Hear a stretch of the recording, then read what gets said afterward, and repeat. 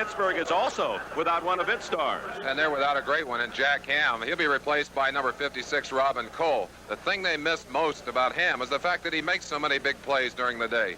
Cole will be watching because he's got a pair of big shoes to fill. Cole, number 56, will line up on the left side with Lauren Tays, the right side linebacker, Lambert in the middle. The executive producer of NFL 78 is Don Ohlmeyer.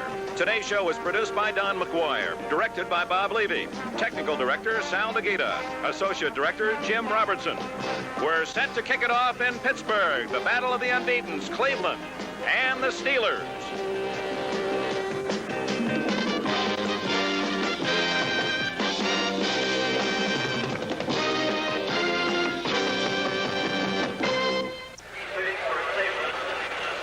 Sam Rutigliano, first-year coach for the Browns. Only the fourth coach in Cleveland Browns history. Make that fifth behind Brown, Collier, Skorich, and Gregg. His team is 3-0 against the Steelers head man Chuck Noll.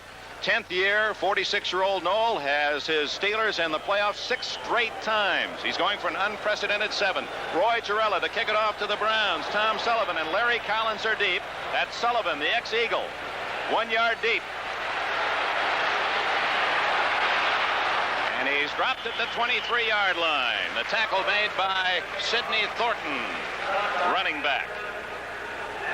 As they go into the huddle, the Cleveland Browns quarterback, Brian Sipe from San Diego State, Mike Pruitt, and Cleo Miller, the running backs. Wide receivers, Dave Logan, all-purpose wide receiver, the brilliant rookie tight end, Ossie Newsome, out of Alabama, and Reggie Rucker, who has led the Browns in receiving yardage the last 3 years. And he's off to a good start, 11 catches, 3 touchdowns. High above Three Rivers Stadium, first play from scrimmage, the Brown 23-yard line. And a surprise in the backfield is 23, Larry Collins.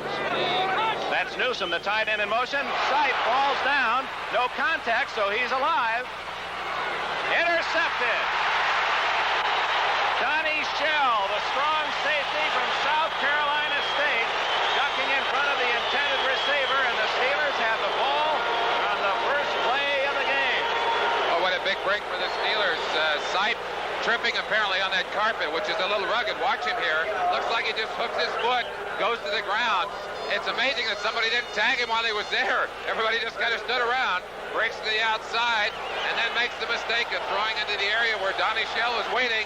That's a shame. Logan unable to get his hands on the ball. Big turnover. First down for the Steelers at the Cleveland 37-yard line. Bradshaw going to throw on first down. Plenty of time. Can't find Lynn Swann crossing at the 15. Bradshaw, number 1 in the NFL in passing, and there's no one even close to him in the first 3 games of the season. He's hitting 63.4%. He has Rocky Bleier, Franco Harris, a double-pronged running attack with John Stallworth off to a fine start. The big tight end, Benny Cunningham, maturing in his 3rd year in the league, and the scintillating Lynn Swann on the outside.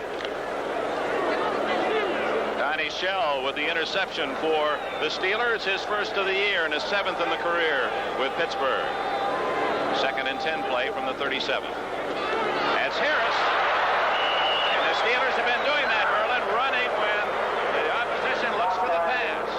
They certainly have, and Harris is as good as anyone when it comes to going up the middle. They said they were going to try. Here's the Pittsburgh offensive line. We'll talk to you later about that. But John Cove, Sam Davis, fine center Mike Webster, Moon Mullins, and Larry Brown. Good offensive line.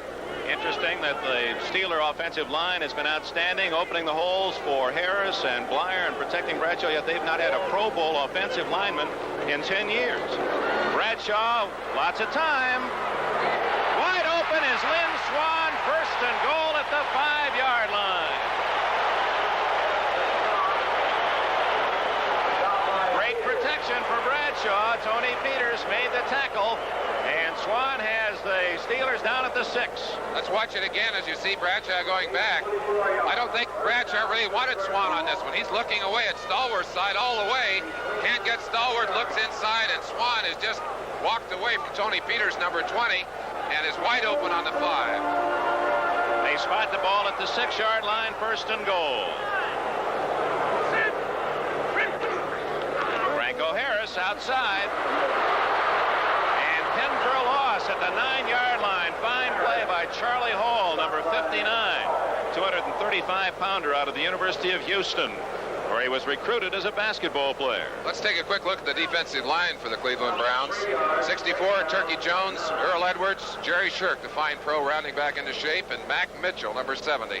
And they're skyscrapers. We'll have more on that later. They're the linebackers, Charlie Hall, Dick Ambrose, Bam Bam Ambrose, and Gerald Irons on the outside. 2nd and goal, 9-yard line for Bradshaw. Just underway, first period. Steelers trying to capitalize on the interception. Bradshaw. Blyer out of bounds at the 2-yard line. Ball made the hit, but Blyer again just curling back was wide open along the near sidelines, and you could see Bradshaw looking for Blyer all the way. One of the things the Cleveland Browns did not want to let Terry Bradshaw do is get out of the pocket. They feel that he's most dangerous when he gets out of the pocket and starts to run. They were trying to keep him contained, but as you can see, it's hard to keep a guy who can run a 4.7 40 in that pocket. Drifted to the outside and zipped a powerful pass right into Rocky Blyer's hands. Number 84, Randy Grossman, has entered the Pittsburgh Steeler huddle, so they'll go with the 3 tight ends. Larry Brown was a tight end last year, now playing right tackle. Then Cunningham and Grossman bookending the line. Grossman is the little wingback on the right side. 2-yard line. Bradshaw and pressure, and he had to throw it away, and we have a flag down in the end zone. We may have had an illegal chuck, as Bradshaw had to dump it under the pressure of Bob Babbage, number 60. You get a feeling for how much confidence Terry Bradshaw has in his passing ability and in the passing game of the Steelers. He's not afraid to go to it anywhere. Here's the announcement. No penalty. Number 79 is eligible. All right, 79. Larry Brown was an eligible receiver, although lined up as the tight end on the left side. And, of course, Brown, a former tight end, caught 47 passes when he played that spot, was the target that quarterback Bradshaw was searching out, and the official saw that 79, said, you shouldn't be in the pattern. Bradshaw leaves the field as Roy Girella will try for a short field goal, apparently, out of Craig Colquitt's hold. Girella sure had his problems this year. He was hoping to get a short chip shot. He said, when I get that first one in there, I'm going to be all right. And I said, maybe you get a short one, and here it is. That's right. He's 0 for 4 thus far, as you can see. 19-yard attempt. And the Steelers turned the interception into 3, and he barely got it inside that upright as it was hooking left. Just underway in Three Rivers Stadium, the Steelers take the 3-point lead. And the Steelers on the first scrimmage play pick off the pass from Brian Sipe. Donnie Shell with the interception at the 36 of the Browns, and Roy Girella settles for the 19-yard field goal. And Merlin Olsen, in a way, a lift for the Steelers to get 3 so quickly, but a moral victory for the Browns defense to keep Bradshaw out of the end zone. Well, certainly you want to get those points, and they did get some points. They did not get the TD, and that is kind of a victory when they get down that close so quickly. Girella hooking that one out of bounds, and he'll kick it over after the 5-yard penalty from his 30-yard line. He's so excited about making his first field goal of the year. He really has had a problem, Dick. Last year he was hurt. He tried only 14 field goals, the fewest in the NFL last season, because he was injured. Very often the Steelers in position to go for a field goal simply could not do it because of his injury. Chuck Noll has shown amazing patience with Girella, and it's the kind of patience that he can afford because of the strength of this Steeler team. And I asked him yesterday, are you worried about Girella? He's 0 for 4. He said no. He said as long as Girella kicks him into the end zone on the kickoff and makes half his extra points, he's here to stay. Well, I think he's just a little pumped up after making his first one. All right, now he'll have to kick it from the 30. There's no question about his leg power. He's healthy now, and in practice was driving the ball as deep as you'd ever want from your placement specialist. He'll be kicking to Larry Collins, the speedy rookie from Texas A&I, number 23, and Tom Sullivan, number 26, the veteran acquired from the Eagles. 3-0 Steelers. Girella's 19-yard field goal in the early going.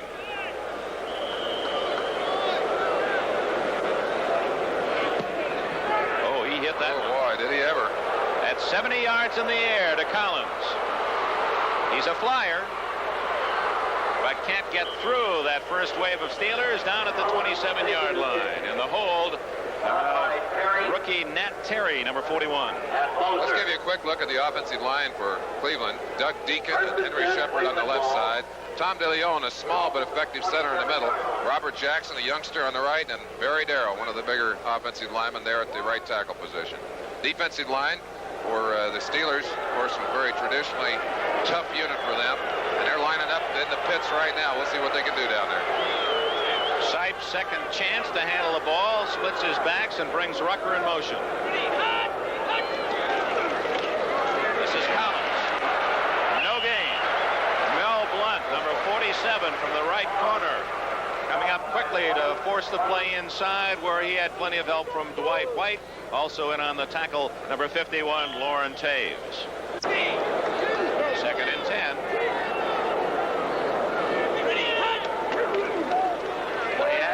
Sipe.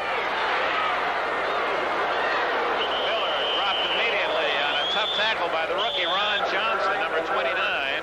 A flag is down in the secondary of the Steelers. That's Johnson, a rookie from Eastern Michigan, the number 1 pick of the Steelers in last spring's draft. He's 5'10" and 200 pounds. His idol Jack Tatum, and he delivered that tackling blow like Tatum. Well, I tell you, we're talking to George Perlis, the defensive coordinator for the Pittsburgh Steelers.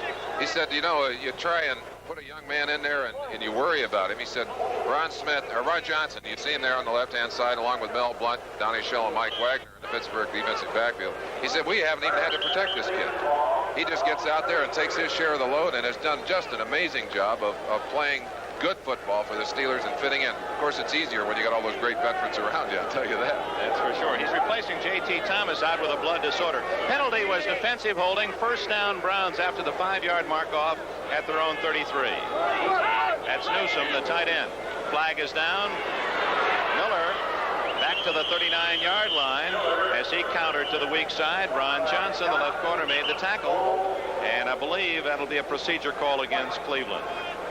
One of the things that Cleveland had planned to do was to run away from Jack Ham if he was in the game. You see the call there against the defense. Apparently somebody offside. 75. But Robin Cole, number 56, of course, has stepped into play for Ham, and his job is to string that out along the sideline. You see them cutting him back inside. That's Cleo Miller, number 30, running the ball. And an excellent football player. Robin Cole could play his best football today, and people would say, well, he's not Jack Ham. Kind of a tough position to step into, Dick. How good is Jack Ham? Well, is he as unique as everyone says? Sam Bertigliano said it. He said when Ham is in there, we run away from him. Just that simple. I mean, I don't think there's another linebacker in the league who combines the playing ability against the run and the great agility and speed to stay with the receivers in the secondary. Ham out today, probably okay next week. He has a groin injury. First and 5 after the Steelers caught offside. Burrowing forward across the 40 goes Cleo Miller from Arkansas A&M. Jack Lambert and company greeting him after short yardage, but it was first and 5. That'll bring up second down and a short 2. We saw Green line up Merlin Olsen. It's burned in everyone's memory. Joe Green, the way he used that angle position between the center and the guard. I want to talk about that, pursue that as this game develops, and how it has worked for Green and maybe some of the penalties he's had to pay for that spot. We'll keep our eye on Mean Joe. He's in there again. In fact, both the tackles are lined up in that stunt position. They may have a stunt going between the two of them. Rucker in motion, and Miller up the middle. Struggling forward, I believe he has the first down out to the 44-yard line. Green and Lambert in on the tackle. Let's take you down and take a closer look at that play. Green and Banaszak both lined up very tight in there, and they did have a stunt on. Green coming first, Banaszak going behind. Now watch Green. He kind of gets hooked on the double team, but still manages to get off. Reaches in there, grabs Cleo Miller around the waist, and says, "Whoa, hold up, man." That's enough. Green is lighter. He's taken off weight as you did, as you aged in the NFL. He's at 260. That's Rucker out of the backfield in motion.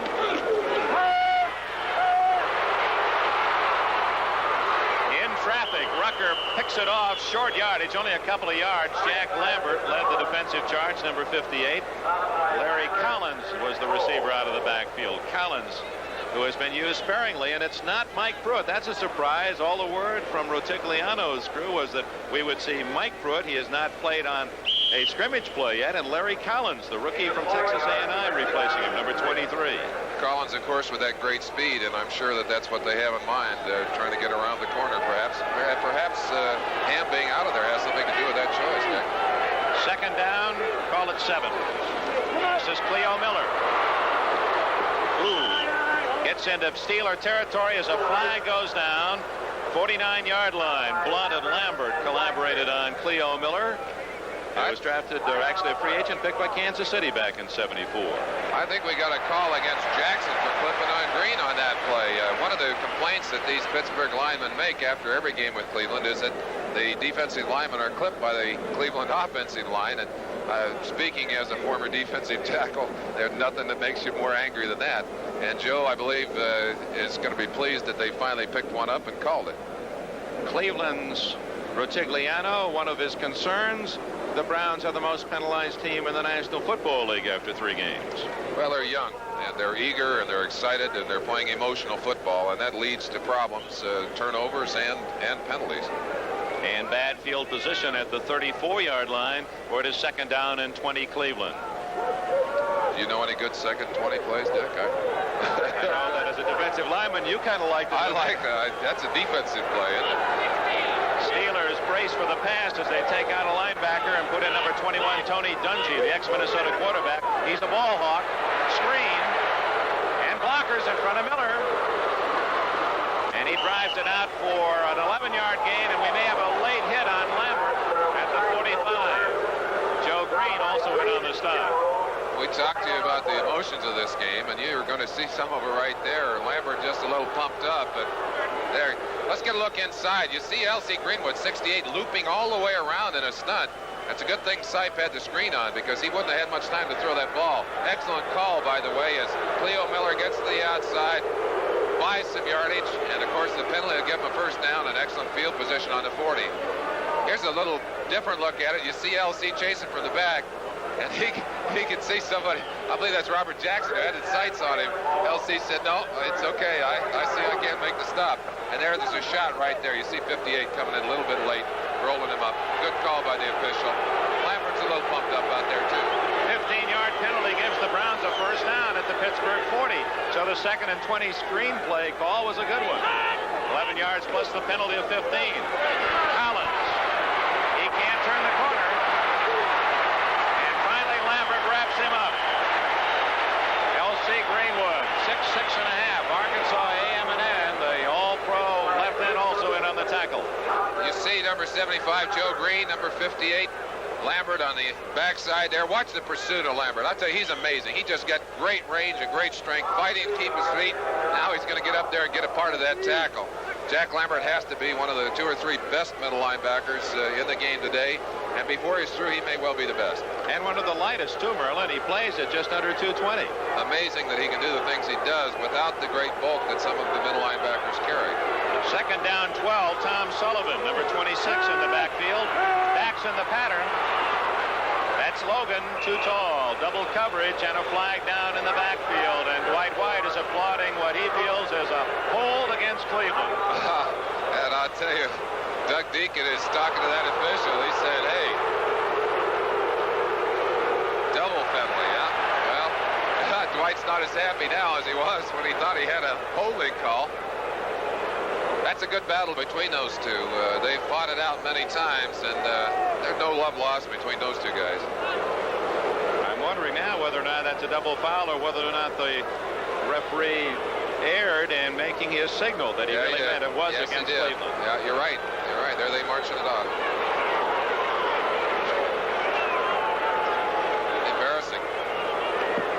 Personal foul, number 73, offense. That's Doug Deacon, the left tackle from the University of Illinois. Interesting offensive line for Cleveland. We've talked about the number 1 draft picks. The Rams, 4 of their 5 offensive linemen, number 1 picks. Cleveland, just the opposite. Their highest round, 5th round for Shepard. Deacon picked in the 6th round. DeLeon in the 5th. Jackson, a free agent, and Darrow, 17th round pick. Tony Dungy, 21, the 5th defensive back. Collins. Blunt slowed him down, and there's plenty of help. Mel Blunt, a fine play at the corner. Red run all the way. Ducking our first score from elsewhere. The Jets scoring a field goal by Pat Leahy in the first period at Washington to lead 3-0. 25-yard field goal by Leahy. And at Cincinnati, the Bengals 0-3 have taken a 3-0 lead against New Orleans as Chris Barr is connected from 20 yards out. thing that always impresses me when I get a chance to watch these Steelers, Dick, is how well balanced they are defensively. They really don't have any weaknesses. And you keep trying to go left, you try and go right, there's always somebody there to make the big play. Ball at the 39-yard line for a first down. The Browns have to get to the Pittsburgh 30. Sipe rolling away from traffic. He may have crossed the scrimmage line, and that will not be a touchdown.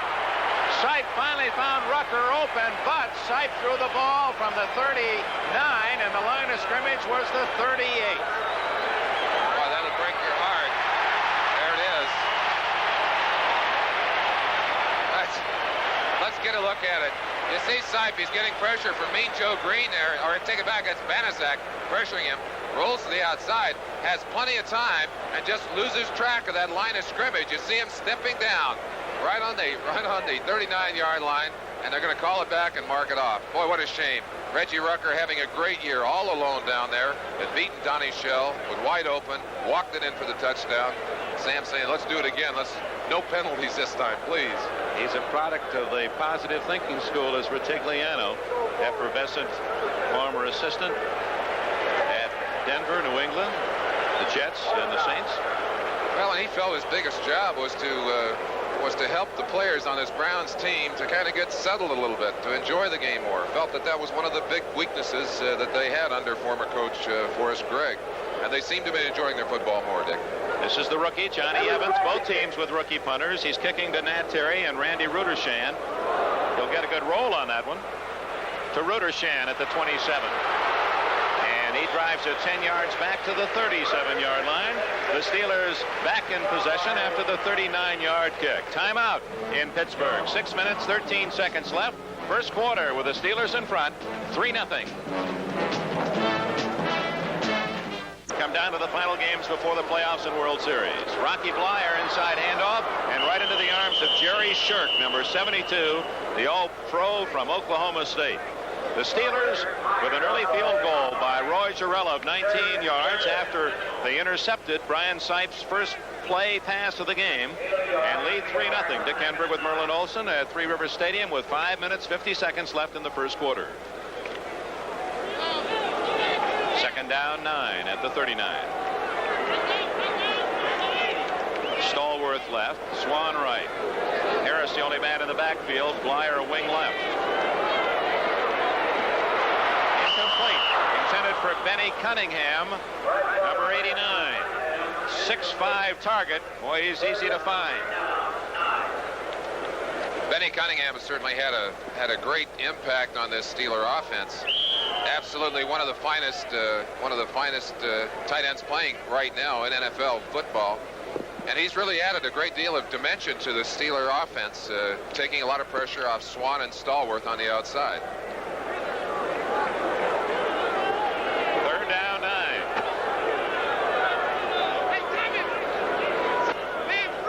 Again, the double wing, Bradshaw to throw. And again, he gets outside. By Swan, who seems to be everywhere. The Steelers will have to give up the football.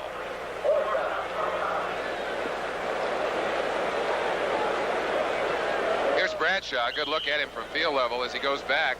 He's getting pressure from Shirk from the inside. Just drifts slightly, throws it over. Swan makes a great diving attempt at the ball. One of the kind of catches you'd expect from Lynn Swan, but unable to get to it. Superb athlete Swan. The rookie Colquitt from Tennessee averaging 41.5 to kick to another rookie, Keith Wright.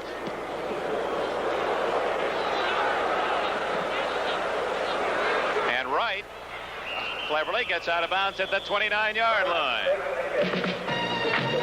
Timeout in Pittsburgh. 5 minutes, 16 seconds remaining in the first quarter. The Steelers lead the Browns 3-0. On a 3-yard run by Cullen Bryant. And at Buffalo, Chuck Knox's young Bills looking for their first win. Touchdown pass, Ferguson to Gant, 19 yards, lead Baltimore 7-0. Browns trailing 3-0, their third possession at their own 27. I believe Tom DeLeon just snapped that ball a count too early. Surprised everybody. Sipe did a good job of getting on top of it, Dick. You get a chance to look at it here. Everybody else is saying, wait a minute, it was on 2. Tom, come back. You see Sipe just barely getting there ahead of Banaszak to cover that fumble. That could have been disastrous. The Jarrella field goal followed the pass interception by Sipe on the first scrimmage play. Number 43, Mike Pruitt, is in the Cleveland backfield, teaming with Tom Sullivan, 26. They gained a yard, 2nd and 9 on the fumble. Sullivan, no. Of course, he popped by the center, and there go the flags as Robin Cole, number 56, makes the hit. Number 78, Dwight White. You know what Dwight's saying? He said he went after my knees, and I think Dwight may have used a little extra heft to send him the other way, and Robert Jackson's unhappy with that, too. We talked earlier about the bad blood in this game, and there's a lot of it. One of the interesting things about the matchup of these lines, certainly there's no way that talent-wise the Cleveland Browns line matches up with the Steel Curtains. But George Perlis, the defensive coordinator, was telling me that they have great respect for this line because of how tough they are. You see Banaszak down there, you see how they're just biting and fighting for everything they can get. We missed the shot on the outside. I don't think we get a chance to see Dwight White getting stacked up in there, but you get an idea of the brutality of it. There you see him, just at the end of it. White took a little kick at his blocking opponent is what happened. Not a fierce kick, but he certainly let him know he didn't like it. Sipe play action after the penalty. Lots of time. Gets a block downfield, and he's heading for cover. Out of bounds at the 48 of Pittsburgh. Front of the Steeler bench, Lauren Taves, University of California rugby star, number 51, made the tackle. Of course, Taves, for so many years, the understudy to Andy Russell here, and just now coming into his own. Brian Sipe did a fine job of being very patient on that one, waiting for a receiver to come open. Finally couldn't find him, and then did a good job of running, and smart quarterback, got out of bounds. Really contrast in the way these two men throw, Merlin. Sipe, what did Retigliano say last night? Couldn't break a pane of glass. He said he can't break a pane of glass. I think, well, but he does throw the passes. He's smart enough to realize his limitations. He does a good job of getting the balls out that he can't throw. Good acceleration and a first down at the 44 of Pittsburgh. He shows good power and speed. Well, at 225, and he's about 5'9", and he gets that excellent shot. Very quick speed, and he looks like he's going full speed after his first step almost, Dick. 4.4 speed, Pruitt, and he was once time in the 60 at 6'2". Wow. He hasn't had a chance to run 60 too many times this year. I'm sure that Coach Retigliano is hoping he'll get a chance today. And he's carrying his average per carry on his uniform, 4.3 yards per try. First down, Collins. Good blocking in front. And he's inside the Pittsburgh 40-yard line. Larry Collins. He has 4.5 speed. Rookie from Texas A&I, where he gained 1,000 yards rushing 4 straight years. Only Tony Dorsett can make that claim along with Larry Collins. Robin Cole and Taves, the other linebacker with Greenwood, made the stop. One of the things you'll see today on the part of both defensive teams is great pursuit. You saw it right there. It looked like a big hole opened up, and all of a sudden it was closed. Cleveland also does a fine job of pursuing the ball carriers, and that's one of the marks, of course, of a great defense. Sipe has Logan right, Rucker flanked left, tight end Newsom on the right side. Pruitt, not much there, maybe a yard. It'll be 3rd and 5. They're really going after Banaszak, Dick. He's only 240 pounds, and of course, playing on the inside is not as big as you would expect the defensive lineman to be. But he stacked him up in there that time and just shut it off. And I don't know if he made the tackle, but there was no room for anyone to go anywhere. Banaszak has friends and family back in the Cleveland area watching him perform. He's from Browns country. Sam Retigliano watching Brian Sipe set up shop, 3rd and 5. Great protection. Look at the time. Finally a man open, and Logan drops the ball. Incomplete. A scramble for the loose ball. Donnie Shell heading toward the Brown goal line, but Sipe all that time couldn't find an open white jersey. Let's credit that Steeler defense staying with their men that long. That's the toughest job in football, to stay with those receivers when a quarterback has time to throw, and Chuck Noll has got to be saying, where's my pass rush? Come on, guys. Incredible protection by the tackles Deacon and Darrow, the guards Shepard and Jackson, and center DeLeon. This is the rookie Evans kicking to Randy Rudershan. They're coming after him. And a good Good job under pressure. That's an excellent kick. Will they stop it? No. It crossed the goal line, and his foot was in the end zone, says the official on the spot. A touchback at the 20. A flag is down at the line of scrimmage. Looked like a perfect kick, and Evans was just thrilled to have one do that. But of course, he may have a chance to try it again, as it looks like the penalty is going to go against Pittsburgh. And that may be a first down for the Browns if it is against Pittsburgh. The official is down there saying, no, guys, somebody did put a foot down in that end zone. He's giving them the word down there. They're sure they took it down on the 1. We saw a play similar to that where Atlanta in the first game of the season against Houston was able to knock the ball out of the end zone in midair and get the ball down on the 1. Offside defense. Well, that's costly. That's a costly mistake for Pittsburgh, as it gives Cleveland a chance to sustain that drive. Gives them a first down on the 34-yard line. Chuck Noll, of course, you know, a veteran coach, a veteran team, he's got to be saying, how can we be that dumb? We don't make that kind of mistakes here. That's a first down. It was 4th and a short 5. 50 yards and penalties against the Steelers, and we haven't played a quarter yet. That's incredible yardage. Mike Pruitt banging up the middle for 5. Steelers were second in the NFL last year in the number of penalties against them, and also in the number of turnovers, and they have been correcting that problem. They haven't had that problem this year, but today they're off to a bad start. There's our first report from Philadelphia, where Garo Yepremian is in on a 47-yard field goal for the Dolphins. A note, Steelers have not allowed a single point in the first quarter this year. Sight. Oh! Intercepted by Jack Lambert. Not very well thrown. Well, it looked like they wanted to go to 82, Ozzie Newsome, who really has done a great job. It's a little play-action pass, and that's one of the ways that Pittsburgh has been hurt. But the linebackers got great response. I think that was Taves, 51, who batted it up in the air, and Lambert chasing it all the way to the ground. He wanted that ball. Going to be third and about 8 yards. Ball at the 31-yard line. There's Taves playing the right side. Cole on the left side, Lambert in the middle, and now Dennis Winston, 53 in the ball game. Doggone.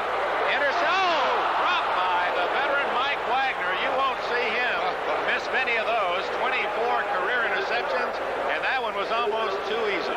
Oh, you get down inside his head. Let's give you another look at it. Sipe is under a great deal of pressure here and makes a mistake, just throws a bad pass right into the hands. I mean, it's almost too easy. Wagner's saying, who's he throwing to? And before he realized it, the ball had gone through his hands, into his chest, and onto the ground.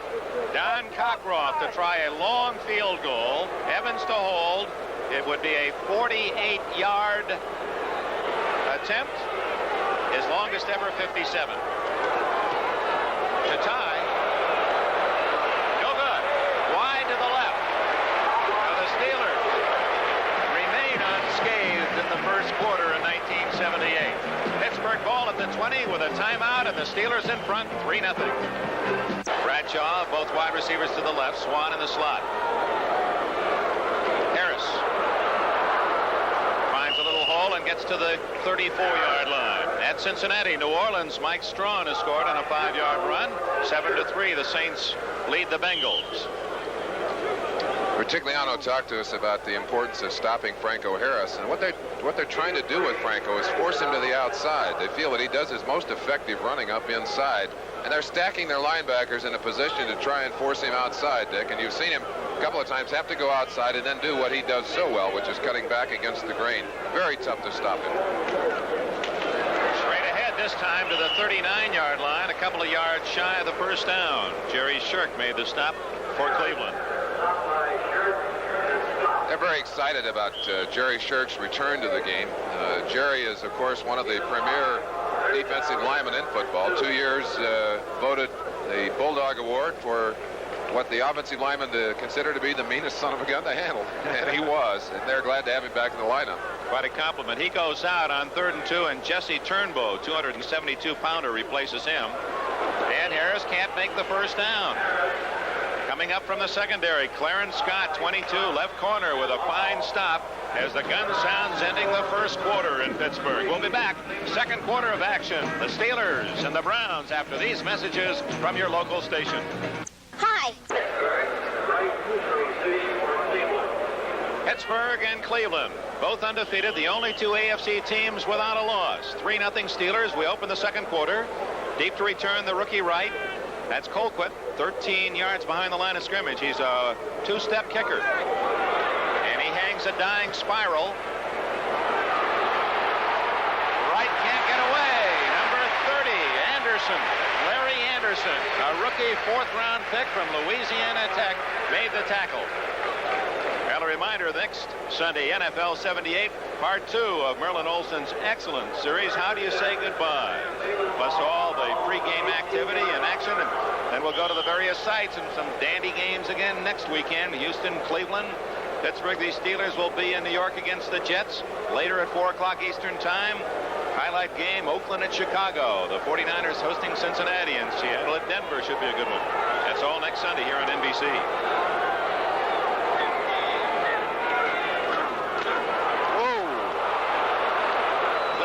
Staying on his feet after it appeared he would gain not a thing, picks up about 5 before Robin Cole can make the stop. The Steelers are doing some changing in their defense, and they're running what they call an overstack, which moves Joe Green to the outside. And you see Joe, he's unfamiliar out there, breaks clean, actually bumps into Miller in the backfield, and just wasn't quite ready for it. Couldn't tackle him.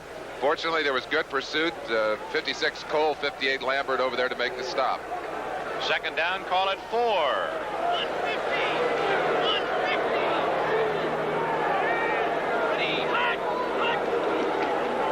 Pruitt. Driving out to the 30-yard line, and a Cleveland first down. Taves and Wagner bumped him out of bounds. Report from Buffalo. The Bills have scored again in the first quarter. Pass from Ferguson to Frank Lewis, the ex-Steeler wide receiver. And Buffalo jumps in front of Baltimore 14-0. It has to be interesting to watch this Steeler line, since they have made some changes. They were running what they called a stunt 4-3 with Joe in that gap between the center and the guard and angled in. And when they asked him to move out in this new defense, he said, I didn't know what to do. I've been in there so long, I didn't know how to play it out there. First down at the Cleveland 30. Oh, what a hit on Miller, and he struggles forward for 1.5 yards after being popped by Jack Lambert. Was there a blitz on? Lambert certainly got in there in a hurry. One of his jobs, of course, to fill up in there very quickly, and Lambert did it. Get you a quick look at it on the inside. They're double teaming Banaszak on the center, and somebody's got to get Lambert, or they're not going to be able to stop him. Great job by Lambert. There's Joe Green, number 75. You saw him get tangled up in the crowd. He found his way inside. He feels more comfortable. He got in there where he knew he was going. And Lambert filled the hole again.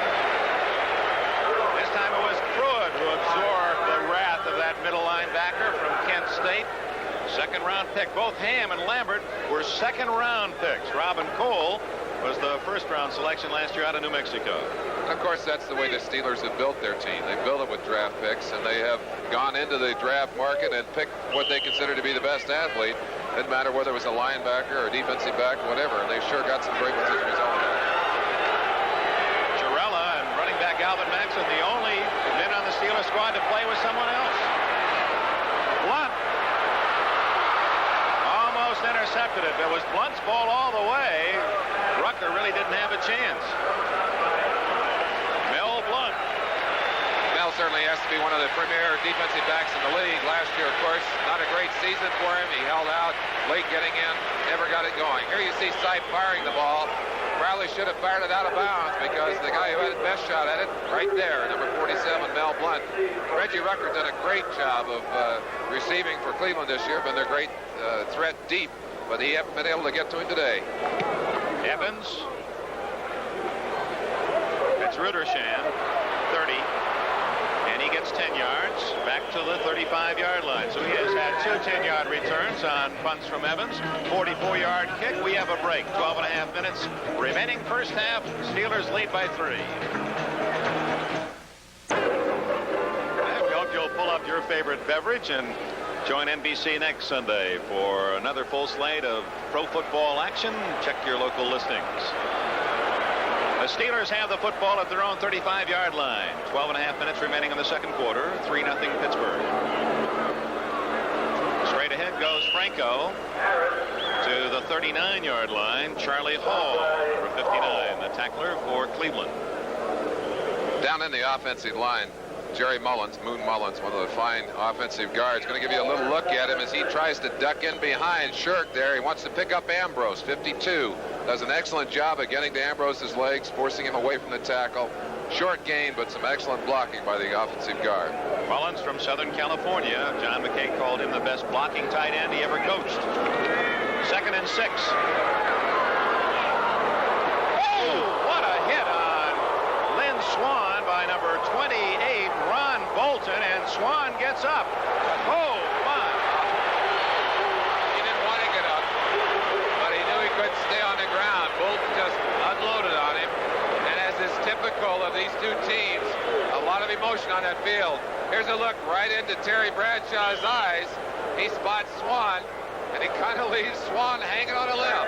Watch this shot now, coming up on the bottom down here. Bolton just levels him right dead on. Oh, that'll give you a headache all the way up here, Dick. Swann, incredible. At 6 feet 180, the shock he absorbed to bounce on his feet and go back into the huddle.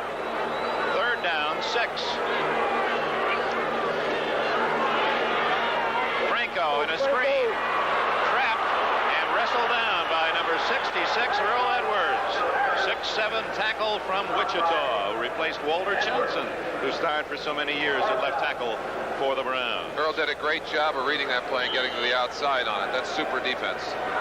Here's an interesting score for you. The Jets behind Washington 3-7 as Joe Theismann passes to John McDaniel, 33 yards for a touchdown. And what a great start for the Washington Redskins.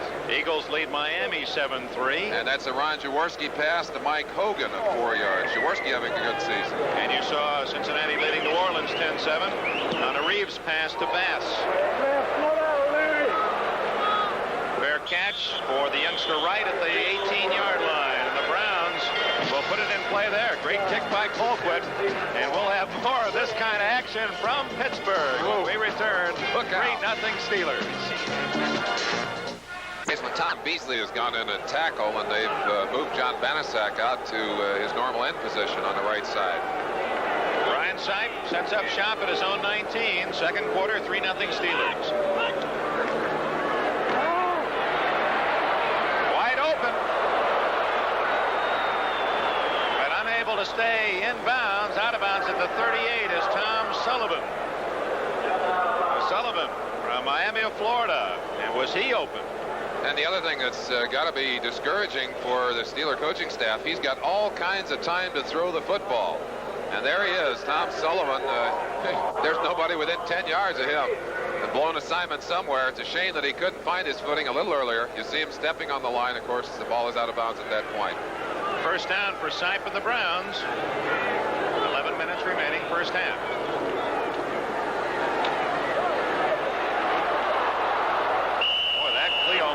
Tough to bring down. He did a lot of work to gain 2 yards. Speaking of work, the Rams are putting it to Houston. 10-0. Frank Corral, 25-yard field goal in the second quarter in the Dome. And Mr. Lynn Swann will be checking with his chiropractor tomorrow. Boy, did you see the way his head snapped back on that hit, Dick? Yeah, the human body is an incredible machine. The kinds of, well, this game proves it, play after play, the kind of punishment one can absorb, but if in good condition, still survive. He's a proud athlete, so he wouldn't let him know he was hurt. He could get back. 2nd and 8. Sipe to Logan, and that'll be a first down at the Pittsburgh 47. Tackle made by Mike Wagner, the veteran from Western Illinois. And Sipe has his Browns going as he has invaded Pittsburgh territory, trailing 3-0.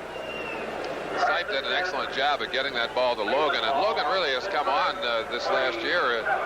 Seen that the addition of Ozzie Newsome at the tight end spot and the great play of Reggie Rucker on the other side have opened up some territory for Mr. Dave Logan, and he's taken advantage of it. Logan, 85 to the near side. He replaced Paul Warfield, now one of our NBC commentators. Rucker left on first down. Miller ducking through a small hole to the 45-yard line where John Banaszak and Jack Lambert say hello.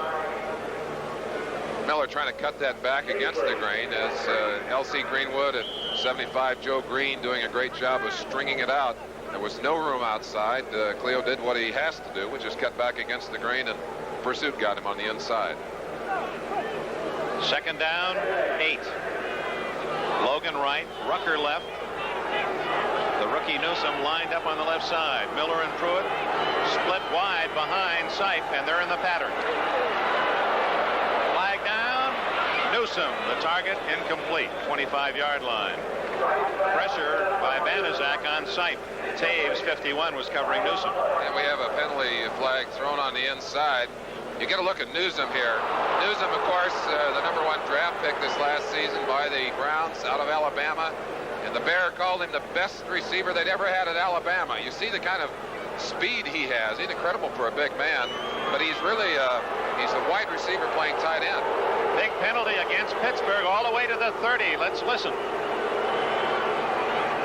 Personal foul, head slap, number 65. First down. Tom Beasley, the first-year defensive tackle from Virginia Tech, drafted 3rd round last year. He's known for his good use of his hands, but you can't slap the helmet of that offensive blocker anymore. And I know a lot of people have cried about that. Fred Dreyer leads that vocal expression. He feels that took a tremendous weapon away from the defensive lineman. I could vote for that myself, Dick. Reverse to Newsom, and he has some running room and a blocker out there. Look who chased him down, Wagner from behind. But Newsom, nevertheless, picks up about 9. One of the things the Browns have done effectively over the last few years is to use a few gimmicks, and the end around is one of the most effective when they can get it going. Newsom gives them great enough speed that they can loop him out of there, hand him the ball, and let him go. Let's see if we can go back and pick up that head slap penalty against Beasley. Well, we won't see the head slap, but you'll see Deacon say, no, we don't slap heads around here, young man. He's giving Beasley a little pop with an elbow there. Elbow on the side of the helmet. Oh, there's no love lost in that line. This is Pruitt, and a first down at the Pittsburgh 17-yard line, and the Browns are driving deep, trailing 3-0, and we have an injured Cleveland player down at the 13-yard line. And it was one of the men out in the secondary trying to block. 65, Henry Shepard, the left guard from SMU. Oh, he was way downfield. So with that injury, a timeout at Three Rivers Stadium. 8 minutes remaining in the first half. Pittsburgh 3, the Browns driving, have nothing. Retigliano's Browns 6 points. You'll see it on the inside. There's number 68 drifting across to the outside. It looks like he had a hold of Dwight White. Joe Green getting great pressure on Sipe, and Sipe putting it right on the money. What a great pass. Threw it right into Tom Sullivan. We pause briefly for station identification. This is the NBC Television Network. This is 11 Alive, WIC TV Pittsburgh. Sipe again going to Sullivan, who had worked his way open. Angling toward the far sidelines, Jack Lambert on the coverage for Pittsburgh. Might be a good idea for us to give Sipe some credit for his play selections. He's really done a good job. Calls all of his own plays, as does Terry Bradshaw. In fact, this is the first time in a long time we've been in a game where the quarterbacks were both calling their own plays. And Sipe has done an excellent job of mixing his calls. Of course, Pittsburgh vulnerable to play-action passing on the early downs, and that's what he just about burned them with. Sipe was a member of the Little League World Series champions from La Mesa, California. That was BT for Taiwan. Pruitt.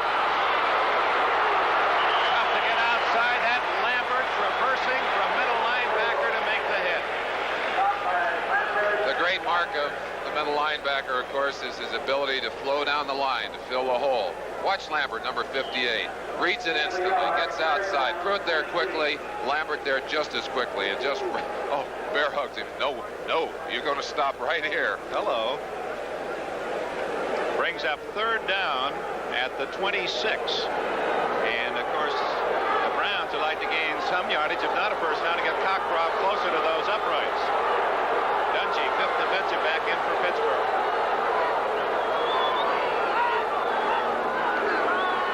Backs are in the pattern. Sipe looking for Paris. Hit him in the shoulder pad. 84, Gary Paris had turned and was ad-libbing along the back line of the end zone and may have picked to him as he seemed to misjudge where that ball might be. We'll give you another look at it. Sipe back there. This is a three-man rush, and they're unable to get the pressure on Sipe. He has time to throw. No one to throw to. Scrambles up toward the line of scrimmage and finally unloads to an open area, knowing he has a receiver there. But it looked like Paris had to turn around and just couldn't get his eye on the ball quick enough to take a hold of it. Well, Cockcroft will try to tie it up. This is a 44-yard attempt. Logan to hold. And we have a new game. Officially 43 yards for Cockcroft. Timeout. 6:27 remaining in the first half. The Browns and Steelers are even. Tough defensive struggle at Three Rivers Stadium. A 3-3 tie. Chuck Noll Steelers about to receive the kickoff of Don Cockcroft. Deep at the 5-yard line, rookie Larry Anderson.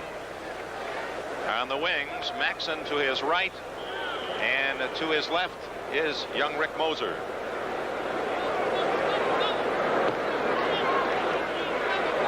Short, 5-yard line. Anderson. Fumble.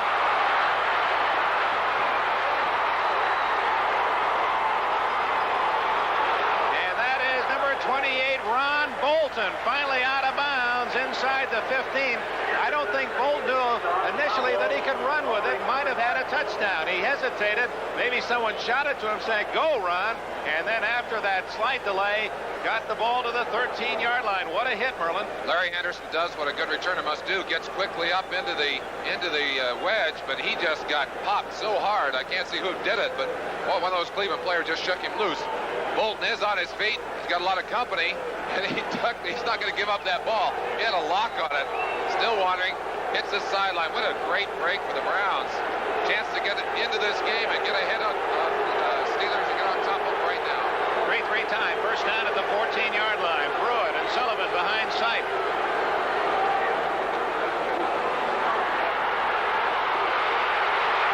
Greenwood. And throwing it away was Sipe. He had Pruitt down at the 10-yard line. L.C. Greenwood, the best of the pass-rushing Steelers, putting the heat on Brian Sipe. Ron Johnson on the coverage downfield. Sipe trying to take advantage of that turnover very quickly. Play action pass, thought he could get someone open. Unable to shake anyone loose. I think Pittsburgh may well have anticipated that play, Dick. Now the steel curtain trying to lock the door on the Browns after Cleveland, a big fumble recovery and return to the 14. Logan right, Rucker left. Newsome to the left. Logan. Ron Johnson broke it up. Although he was not looking at the ball, he timed his move, watched the hands of Logan, and when the ball arrived, he was able to rip it free from Logan's grasp. They train the defensive backs when they're playing man-to-man to play the man. And you get the shot here. It's a little looping pass. Sipe does a great job of throwing it so it's going to drop right over the head. Watch him. He's going to watch him all the way, go right up, strips it with his hands. That's super defensive play right there. And boy, I tell you, that's amazing for a rookie to learn that quickly. So it's now 3rd and 10, Cleveland. That's Miller shifting. Steelers were offside. Sipe will go through with the play. And is tackled down at the 9-yard line. A little extracurricular activity between Winston, 53, and 61. That's Greg Fairchild in there. They just picked him up off the trade wires, and he's done a good job. Little fisticuffs down there. We talked about the emotion of this game. You get a look at it here. Fairchild, he's on the just right there. See the hands? That's all we got is a little fisticuff there. Looks like he got boxing gloves on. A lot of the offensive linemen starting to wear those gloves. They're really a training glove almost for boxing. And their hands usually so scarred up during the year that they find if they'll put those on, they can save themselves a lot of trouble. I remember seeing you late in every year as a defensive lineman. Your hands looked just terrible. Defense, 3rd down. You see the offsides there. I think Sipe just doing what a number of quarterbacks have been able to do to Pittsburgh is to take advantage of a non-rhythmic cadence and get them to jump. Of course, a good defensive line anticipates the snap and has to be right on it. Well, ball at the 9-yard line, 3rd and 5. Double wing. Sipe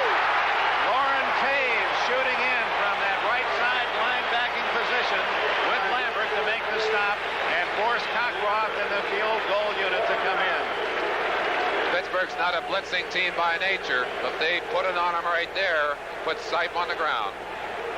Here's a look at it again, down on the field. Fakes a little handoff there, but didn't fool anybody. You see both linebackers, Taves and Lambert, coming hard. Winston from the other side, no chance. They got him on the ground. 30 yards away from giving Cleveland the lead. Don Cockcroft.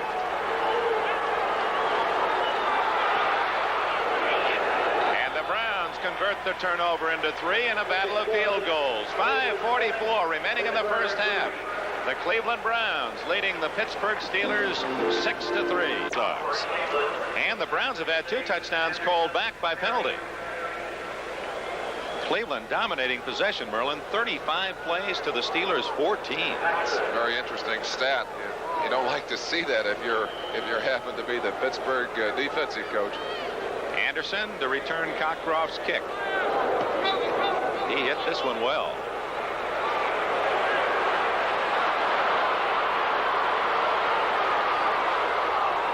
And out to the 25 comes Larry Anderson. Some of the fans across way felt there was a little extracurricular activity. Tom London, 40, made the stop. Get a little look on the side there as Maxson is trying to get himself in there to throw a block. He just comes back a little bit extra on the end of it. And that's Ricky Jones, number 47, who was drafted because of his special team prowess. He's not going to have any part of that. Cleveland won't back down. You got to give him credit for that. Pittsburgh tries to intimidate you. That's one of their favorite ploys as we look at one of the... Tom Sullivan, number 26. On the ground. That's not good news. They're not deep in that offensive back department at all. They can't afford to lose another with Pruitt out for a period of time. I started to say, Dick, one of the things that Pittsburgh has done so well over the years is just to physically intimidate people. And they're strong enough physically that they can get you on the line and hammer on you. One of the few teams, according to them, that will stand head-to-head with them, toe-to-toe with them, is Cleveland. Even though they haven't had as much strength, perhaps, material, they're not afraid to stand up there and say, hey, you hit me, I'm going to hit you back. All right, the score here is 6-3, 5.5 minutes remaining in the first half. Other reports, the Redskins leading the Jets 10-3. That's in the second quarter. Houston scores in the second period in the Dome, cutting the Rams' lead to 7. Baltimore has scored in the second quarter. We get a late report. Baltimore has just scored 2 second quarter touchdowns to tie the Bills at 14. Philadelphia trying to surprise Miami 7-3 in the second quarter. Now that's not good news for the Browns, as Sullivan not carrying himself off the field. He's got a leg that's up in the air. Watch 26. There he is right there, and oof, it's no wonder that he couldn't get out of there. Just pinned in the traffic, and again, I go back to what I said earlier. The knee just wasn't meant for the game of football, and that's 2 very costly injuries in this game so far for Cleveland. Now Terry Bradshaw, the Steelers trailing for the first time, 6-3 at the 25. Harris up the middle. Only a couple. The Browns have done an excellent job of choking off the Pittsburgh running game. Dick Ambrose, 52 from Virginia. The middle backer who beat out Bob Babbage as a rookie in 75, made the stop. You try and pick out a star on this defensive team. It's not easy to do, but they're a well-balanced unit. They play together, they hustle, and they hit. And that's the defensive game. That's what it's all about. 2nd and 8. Rocky Bleier. Across the 30 to the 31. Joe Jones made the tackle, and a flag goes down. Might have been a late hit. We talked to you about the importance of pursuit from the middle linebacking position. And, of course, Lambert doesn't have all of the pursuit. Here's 52, Bam Bam Ambrose. And watch him as he reads the play. Now, his job is to get to the outside, to get through the traffic. That's Harris trying to knock him down. Gets away from that block, chasing Rocky Bleier down. He's going to get a part of that tackle on the outside. And you saw the face mask right at the top. Somebody had a hand in the mask, and that's going to be the penalty right there. It's a 5-yarder, not a flagrant foul, but still a 1st and 10. 64, Joe Jones, I believe, was Turkey Jones. Called for the... Boy, look at the penalty call, Dick. 8 for 70 yards. Wow. And many of those personal fouls indicative of the rough nature of this one. Bleier. for about 4 to the 40. Ambrose again on the tackle, along with Earl Edwards. Now Pittsburgh apparently deciding to try to grind it out, trailing 6-3 as Bradshaw staying on the ground in this drive, has improved field position, and another Browns player is down, Earl Edwards, injured on that last tackle. Sam Davis just peeled back on Earl Edwards, number 66, and just clocked him. I'll tell you, that a violent peel back block. You see it right just at the top of your screen, right there. That's 72 Mullins rather than Davis, but he caught him looking at the play. One of the standard rules for defensive players: don't stand around a pile. Keep moving, and you see why right there. Edwards just shaken is okay. Second down, 6. Bradshaw is the first player back in 70 by Chuck Noll. It was his first chance to get that number 1 man, and that is Mr. Franco Harris, another number 1 pick, slamming forward for a first down at the 46 of the Steelers. You understand why the Cleveland Browns put that high priority on stopping Franco Harris, especially on the inside. A great mix of speed and strength and size. Has to rank as one of the greatest backs of all time in my book. Earl Edwards, 66, is back in at left tackle for the Browns. First down at the 46 of the Steelers. Harris right into the arms of Dick Ambrose, who's able to pull him back into the Steeler backfield. Ambrose having a big game at middlebacker. That was number 74. Mike St. Clair made just a fine play on that last. That was a trap by Mullins coming from the inside. We've got a Steeler on the ground right now. That's 55, John Kolb. Yeah, it's John Kolb. But Kolb has had a neck problem. He's had a pinched nerve in his neck. He's been playing hurt, Dick, and you can see he's in pain right now. He's got a collar around his neck, which he was trying to protect that pinched nerve in his neck with the collar. Apparently got his head pushed off to one side, and I'm sure we'll see John back in the game, but boy, that's a painful injury. I went through that a few times myself. Kolb is the strongest of the Steeler linemen. He's replaced by 66 Ted Peterson. 2nd and 9. Darden bluffing that safety blitz. No, he's coming on the blitz, and he's picked off, but someone else gets in. Down at the 38-yard line as the Browns have their 9th sack of this young season, Charlie Hall. So they have the safety man and the linebacker coming. They have an interesting way of playing that. If the back goes in to pick up the safety, the linebacker is free to come automatically. And smart defensive football by the Browns, and it pays off in a very big sack and very long yardage for Bradshaw. Mike Adamle, Brian Gumbel standing by at halftime with all the scores and highlights of the early action in the NFL today. So stay with us at halftime. Chris Barr has kicked a field goal for Cincinnati, and the Bengals now lead New Orleans 13-7. 3rd and 17. Bradshaw getting away. And out of bounds at the 49-yard line. Right on his heels, Mike St. Clair, 245-pound defensive end, and he was staying with Bradshaw step for step. And Terry glad to have his heels intact as he skipped out of bounds at the Cleveland bench, and the Steelers will have to punt it away. Browns in a 3-4 alignment, getting excellent pressure, beating Mike Webster on the nose, which hasn't been an easy task. He certainly plays that position as well as anyone around, able to force Bradshaw out of the pocket and run him off to the sideline.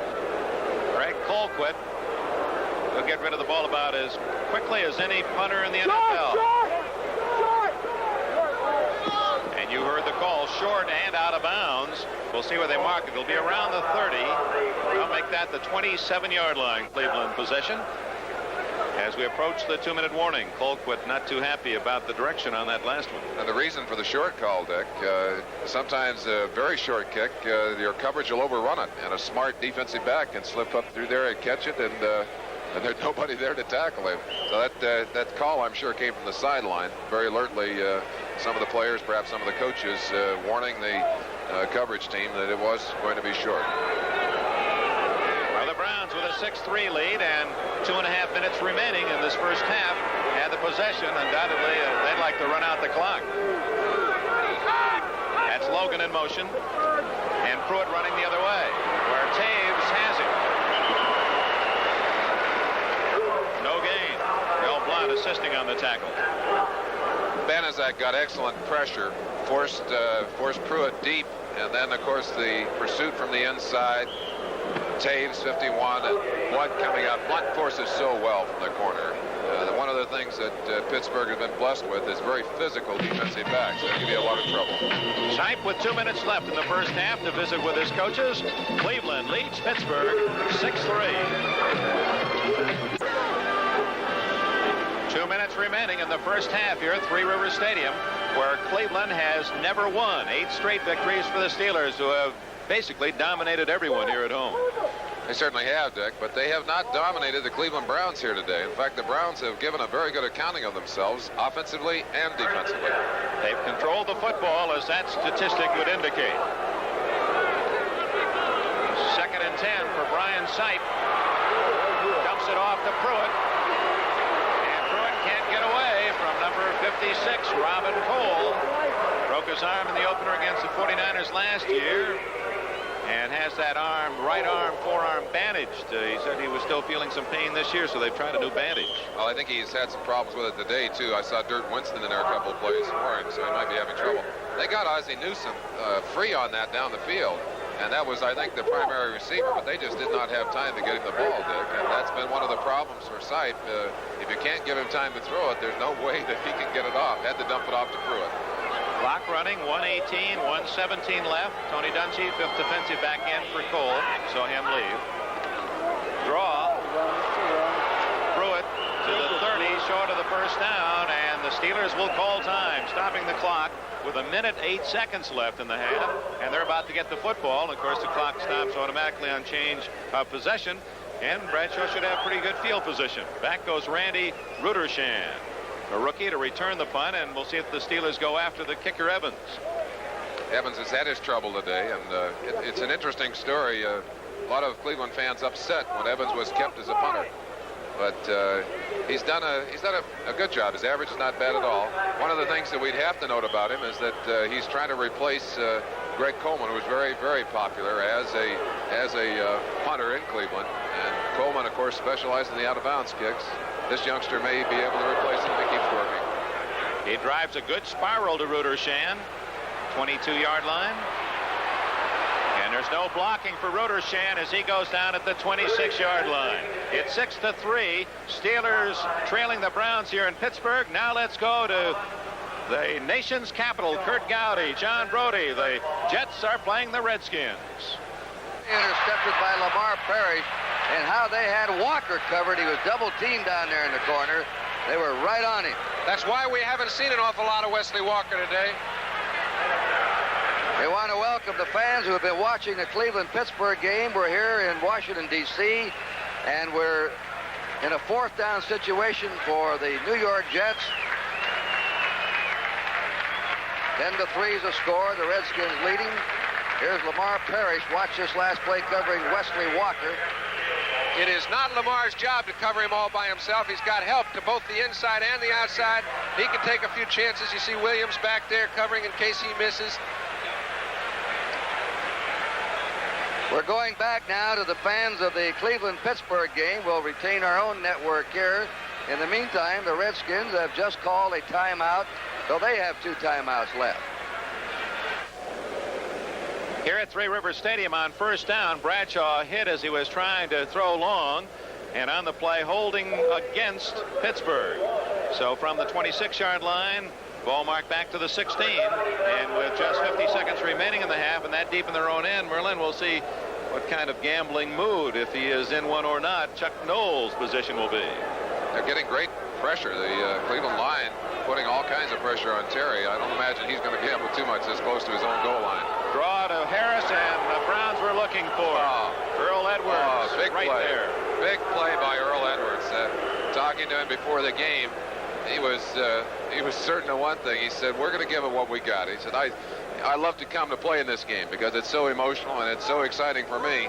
And he just made one of the fine plays of the day, stopping that draw. I think you're right. I think they were looking for it, though. Edwards migrating to Cleveland by way of San Francisco and Buffalo. Bradshaw to the sidelines with 40 seconds remaining. And as the Steelers a little bit lethargic. I think they're going to have to get it on this second half or they're going to be in trouble. Swan right, Stallworth left, and Bradshaw is going to gamble. Batted by 52 Ambrose, and Stallworth thought that was still a live ball. It did not hit the turf, and he made the catch, but apparently somewhere in between that ball did hit the carpet. I think Stallworth tried to make a case for the fact that it was bouncing off his leg and not off the turf, but the official in a good position, not blocked by Stallworth's body, said nope, that one was on the turf. Let's watch Ambrose. how that linebacker covers. Ambrose doing a good job. He's very deep on this one and able to get his hand on it. Unfortunately, he'd like to knock that one down rather than up. And you see the ball bounce up off the turf right there. Stallworth making his little appeal, but just like baseball, the official said, nope, wrong. Bradshaw again from inside his 5-yard line trying to throw. Now he has time and finds a man open short of the first down. Swan. 29-yard line. Clock stopped as the Browns will get the ball apparently on the punt as in comes the rookie kicker Craig Colquitt for the Steelers. And you have to know that Terry Bradshaw did a great job of ducking under the rush of Turkey Jones. Jones, number 64, one of the fine rushers on this Cleveland team. Got in very quickly. Bradshaw smartly pulled his head down, rolled underneath his arm, and Turkey went away slapping his hands. Saying, Doc, how can I do that? How can I miss him? That's the youngster Wright. Remember, in a fair catch in this situation, if it's a short high kick, then you have a free kick, and so close to the end of the half, then you can just tee it up, and if you drive it through, you get 3 more points. I wouldn't be surprised, Dick, to see them come after the punt here, too. They really don't have that much to lose. That little time left on the clock and the position where they might be able to get something done that way. Some other exciting action already underway in the National Football League, and we'll have all the scores and highlights for you. Halftime on NFL 78. 23 seconds left. Ooh, they were coming. He's not going to call. Yes, he does call for the fair catch. Now, that's a long way away at the 32-yard line.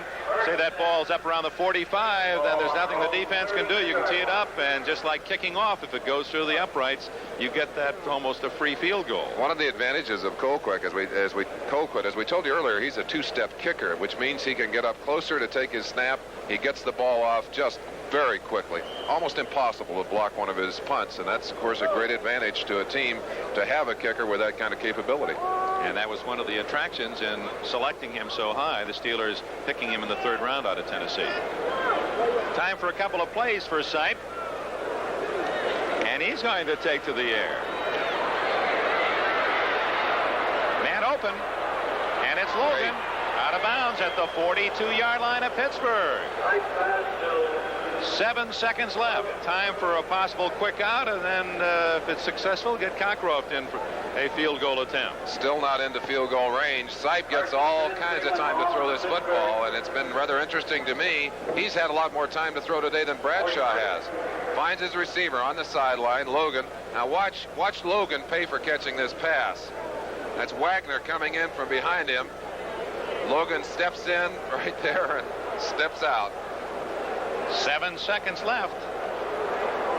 And Sipe looking for that one more completion. 4-3. This is going to be the last play of the first half. So now he has to go all the way with it.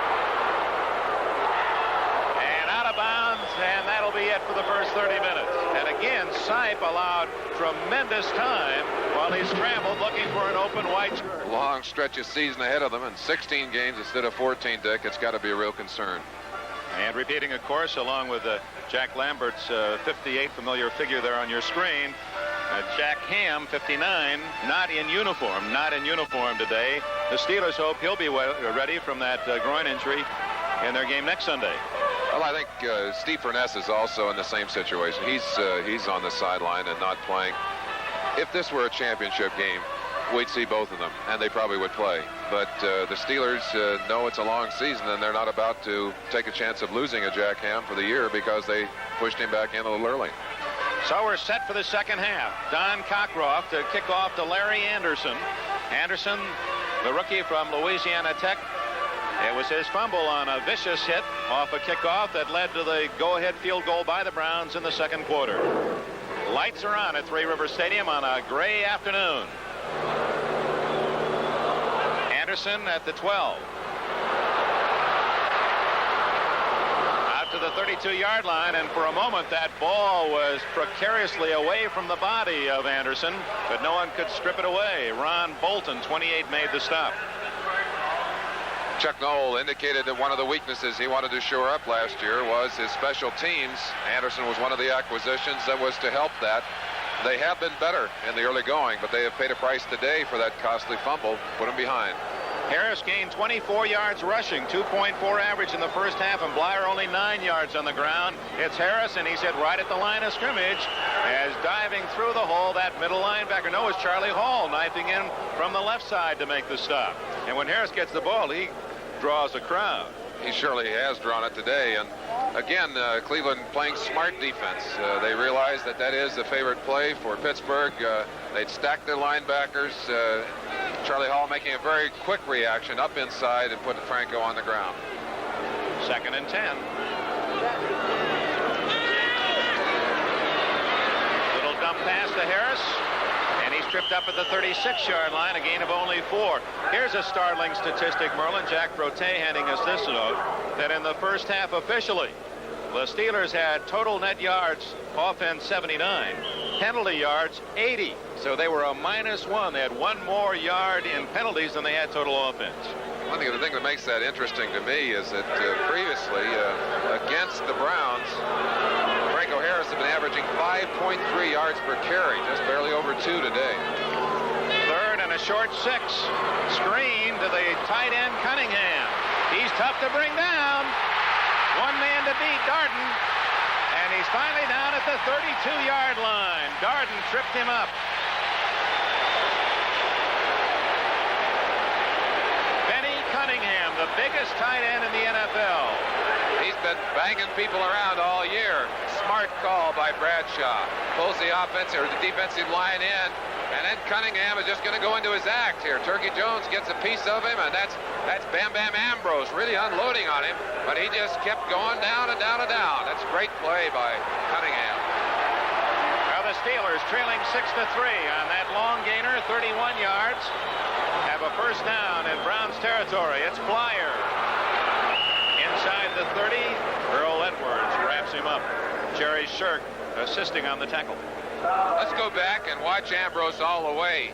Of course, he's one of the fine hitters on this Cleveland team, dropping first in reaction to what looks like a pass. Now he reads the screen, comes quickly to the outside. His job, of course, is to get the hit, to get the tackle. Now watch how hard he hits Cunningham. He really unloads on him.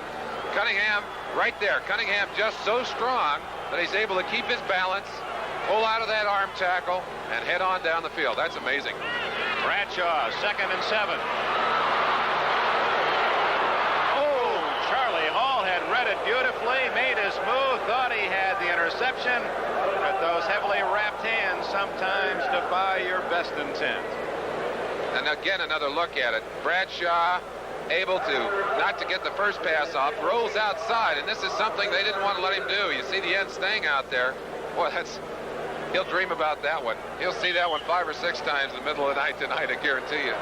With that long gainer to Cunningham, Bradshaw over the 14,000-yard mark. Long way from Tarkenton, who's up in the 40s. Big play. 3rd and 7. At the Cleveland 29, make it the 28.5. Backs are in the pattern. That's Cunningham. What a play by number 28, Ron Bolton. Like a bolt flying out of that secondary to tap it away just when it appeared that Cunningham had a first down. And we've seen some big plays out of Bolton today. Watch it. Looks like Cunningham has it all to himself.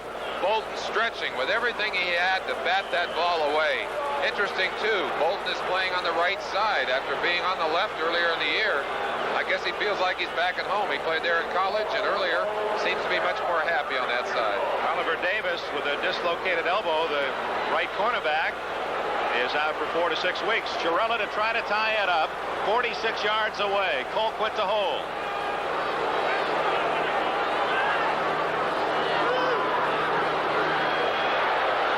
No good. He misses to the left. And some of the Bluebirds cry out here at Three Rivers Stadium. Timeout. 3 minutes into the second half. Cleveland hangs on to that 3-point lead. When my husband came to work here, they gave him a life insurance policy. He said, if anything happens to me, at least you and the kids will be okay. And that's what I thought, until he died. And the life insurance that seemed like so much when we talked about it isn't nearly enough now that we need it. Sometimes a man can provide for his family, yet not really provide enough. Talk to us at Money about your life insurance needs. Mutual of New York. Money for the future.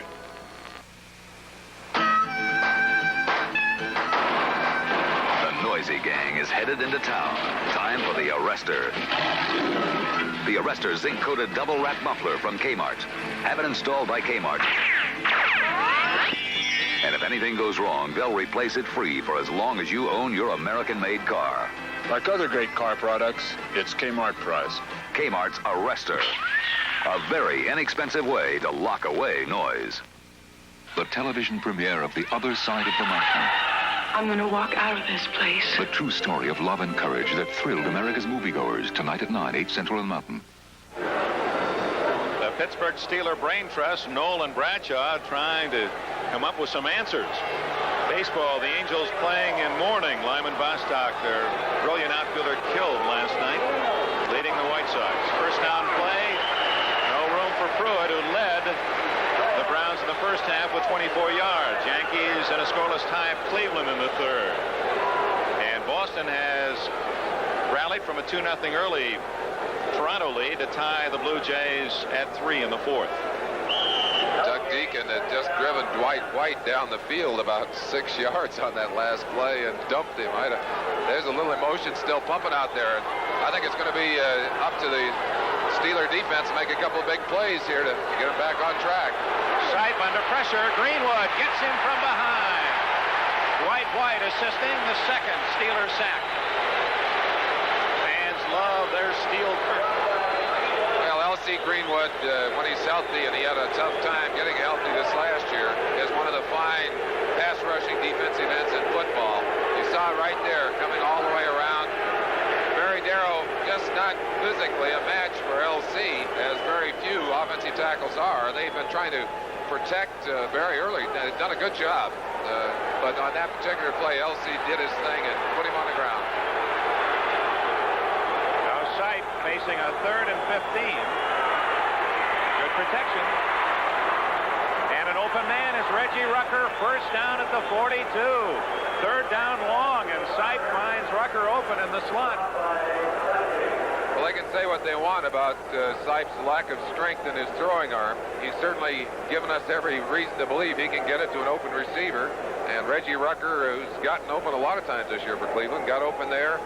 Sipe had time to throw, and again, I emphasize that because one of the things you got to do as a defense is to put the pressure on that quarterback, and he got it to the open man.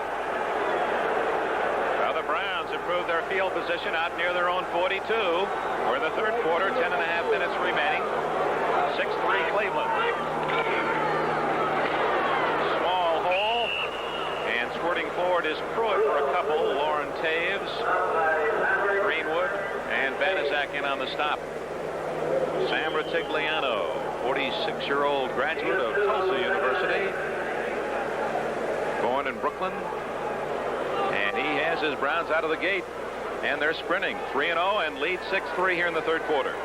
Great start for them. Rucker left, Newsom the tight end to the left, and wide right is Logan. 2nd and 8.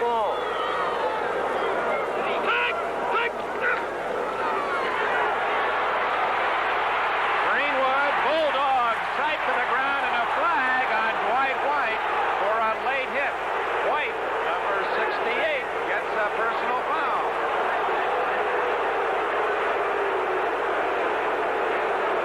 And LC is hot. I don't blame him. You work that hard to get a sack, and then somebody, without thinking, dives on top of a quarterback you not only lose the sack, you lose the yardage. Watch it again. L.C. Greenwood, number 68, coming hard to the outside. Sipe trying to get away. L.C.'s just got too much of those long arms. Pulls him to the ground. Now watch number 78, Dwight White, coming from the outside, and he just spears him. Good call by the official. That's not good football. So Dwight White guilty of that personal foul, and the mark-off of 15 yards brings it to the 44 of Cleveland. And White has to be scolding himself now underneath that mask. Let's see how he works this time. You know he's going to be coming hard.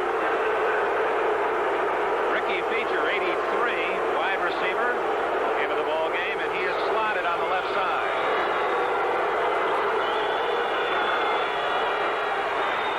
Back to the air, Sipe looking for Feature, and it's broken up by Donnie Shell.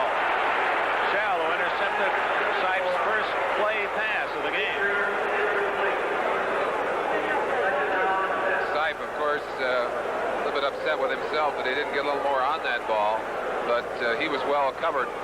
No chance for Feature to do his thing, pull that pass in as he trots off the field, and Reggie Rucker comes back into the game. It appeared that Logan running the sidelines route was wide open. Be great if a quarterback had enough eyes to follow all those receivers, wouldn't it? That's true. 2nd and 10. Screen incomplete to Newsom. And Shell, look where he was. The strong safety was 5 yards into the backfield of the Browns as he read that screen all the way. Let's pause briefly for station identification. This is the NBC television network. This is 11 Alive, WIC TV Pittsburgh. On that last play, Dwight White, of course, coming very emotionally charged up, and it was interesting. Doug Deacon knew he was all pumped up, just dove down, took his legs out from underneath him. Smart heads-up play by the offensive lineman. Tony Dungy, the 5th defensive back, number 21 in for Pittsburgh. 3rd and 10 call, and that's Newsom. In trouble. Just got it away as Greenwood buried Sipe, and the ball flopped incomplete downfield. And look at Banaszak, 76. He's the cheerleader saying, come on, fans, let's get going.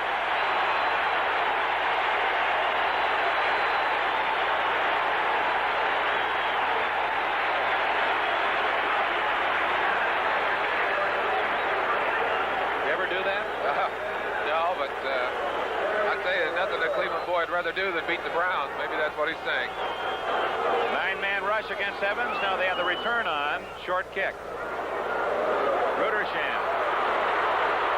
And what a tackle by Ricky Feature back at the 22-yard line. Feature, the wide receiver, a good play. 33-yard punt. The Steelers have the ball. The Browns have the lead.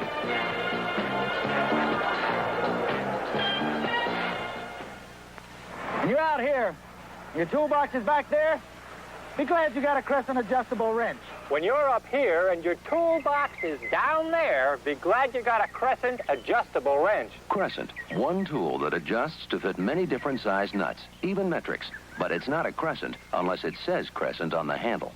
For a limited time. And we'll have 3 big games for you next Saturday on NBC. One of the things that has characterized this Pittsburgh team early in the season, their ability to go for the touchdown on a long drive. We'll show you that statistic again. Their shortest drive has been 50 yards to a touchdown. They're looking for their first score by touchdown today. Bradshaw, great throw to Harris as Bradshaw was hit. Went down in the arms of Mac Mitchell and still threw a strike to Harris. Boy, that's so tough for a quarterback to stand in there that long and drop it over. There's the statistic we talked about. Now, that's amazing. The shortest one from 50 yards, drives going all the way up to 80 and 89 yards. Interesting, though, today they have not been able to put those drives together, and that's the difference in the ballgame. 6-3 Cleveland. Steelers have it 2nd and 5. Again. Oh, what a move. And a first down out to the 33-yard line. Did he put a zig and then a zag on someone on that left side? That was Mac Mitchell. We'll give you a chance to look at it. Little stutter step, starts to the right, goes back under the trap block by 72 Mullins. Now watch the little outside fake. Mitchell put his head down, and there was nobody home. Frank O'Hara, he's amazingly quick for a big man. 6'2" and 225. He now has 30 yards rushing, the top ball carrier in the game. Bradshaw looking for Swan. No, it's Stallworth. Complete. First down at the incomplete. The side judge says no possession. Stallworth thought he had a legal catch. Stallworth is saying, wait a second, you saw me. It was in the air. I had it. I thought he did too. I wonder what the replay will show. Stallworth has done a great job during this season. Here's a chance for you to look at it at home. Now watch Stallworth. He makes a great diving grab. Does the ball touch the ground or not? It does. I think it does. Good call by the official. We got to give them credit when they make a good one, and they did right there. You bet. Here's another quick look at it. Watch it now. He looks like he just pins it as it touches the turf. Right there. Even though he had both hands on the ball, if it's touching the ground simultaneously, that's not a complete pass. Three-man rush for the Browns. 4 linebackers. Babbage is in. Draw to Harris to the 37, a gain of 4. Update from Philadelphia. Mike Hogan has just scored for the Eagles, who jump in front of Miami 14-3. Tremendous parity in the NFL this year, Merlin. Every week we're going to see some big surprises. A lot of good teams, a lot of good players. Of course, one of the early equalizers has been the number of injuries, Dick, the number of people that have gone down, especially the number of quarterbacks that have gone down. Third down, 6. Double wing. Harris stays in to block. Wide open is Lynn Swan. That'll be a first down at the 47 of Pittsburgh. That's Swan with one of his graceful, gliding, leaping catches. We're going to give you an isolate. Watch the beauty of Lynn Swan running a pattern. Swan down, cuts hard across the middle. Got his eyes right on the quarterback and goes up, just gracefully receives that ball, comes down, takes a good shot in there. That's number 40, Tom London, who unloaded on it. Bradshaw doing a fine job of evading the pressure, getting away, and Swan making one of those great catches. Live action first down, and Bradshaw going for the bomb to Swan.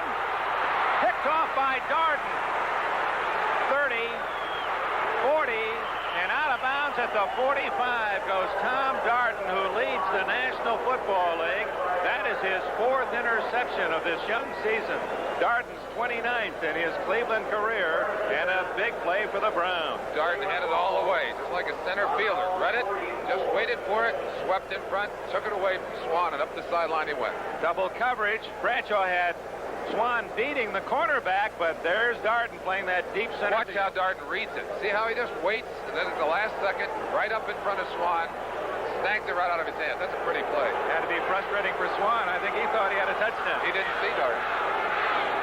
Cleveland on the turnover has the ball at their own 44. Oh, what a pop. Lambert into Collins. No gain. Now, Lambert's talking a bit down there. He's trying to get him pumped up. People respond to that. That's one of his great values to this team. He's a very emotional player, and one of the reasons that he's so effective in the middle is he plays with emotion. A quarterback in high school before he went to Kent State. Lambert loves to drop that shoulder and pound the ball carrier. 2nd and 9.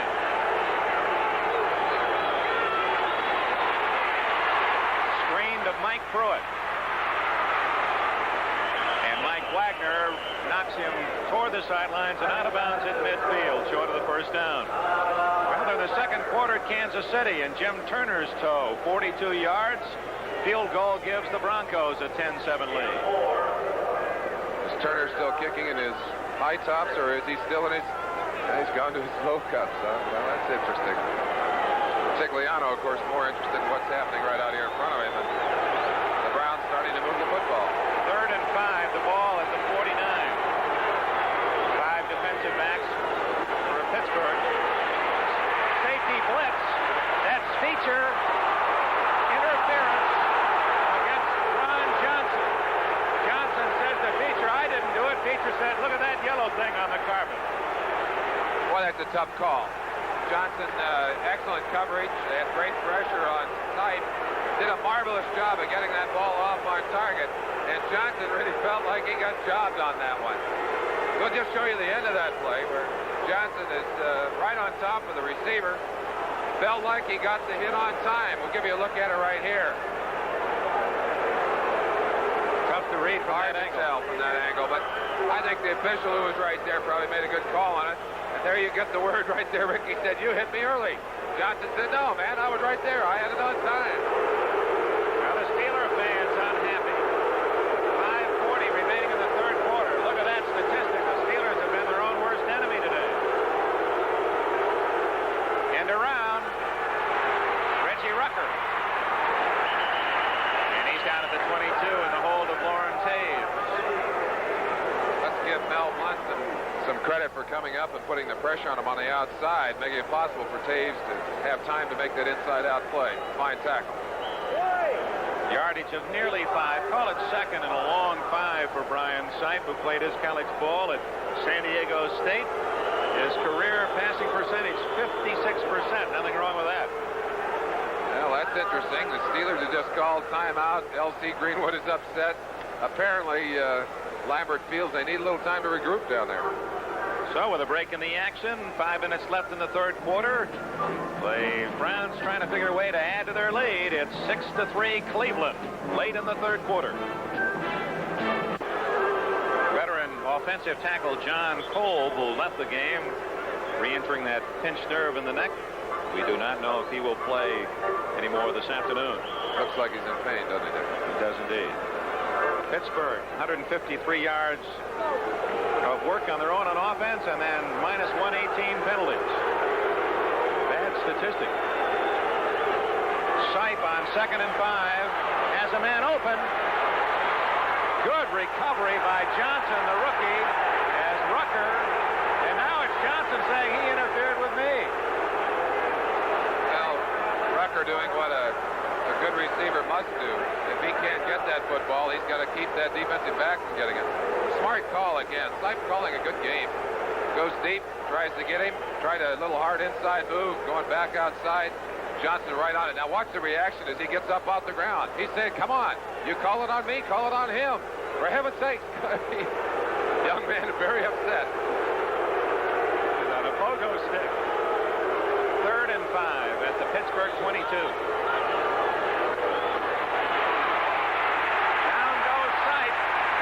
White makes the hit. It appeared that might have been a quarterback draw the way Sipe took that little false step.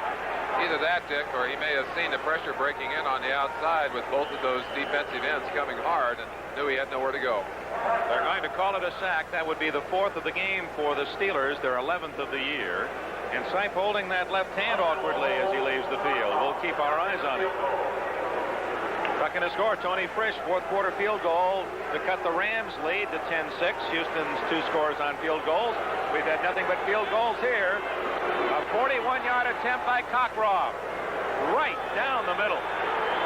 Cleveland 9, Pittsburgh 3. 4.5 minutes remaining. Sipe may be hurt. We'll have that report when we return.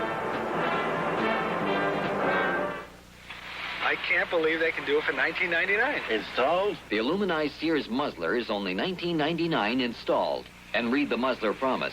Sears promises that the muzzler will last as long as you own your American-made car. Or return it for refund or replacement. Cockroft tees it up. His 3 field goals from 46, 30, and 43 yards. The difference, 9-3, as Pittsburgh trails and Larry Anderson waits at the 4-yard line for the Steelers. Sun breaking through here at Three Rivers Stadium.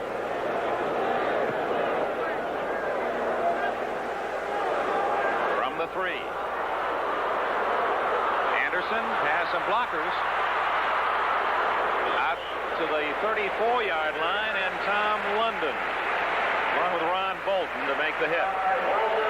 Sipe apparently not injured badly. That would be a real shocker if he was. He was hurt in both Pittsburgh games last year. Early, he hurt his shoulder, and took him a while to get over an arm and shoulder injury. I believe Steve Burness hit him. And, of course, the one we talked about at the lead of the show, where he was badly banged up and missed a number of games at the end of the season after the second game against Pittsburgh.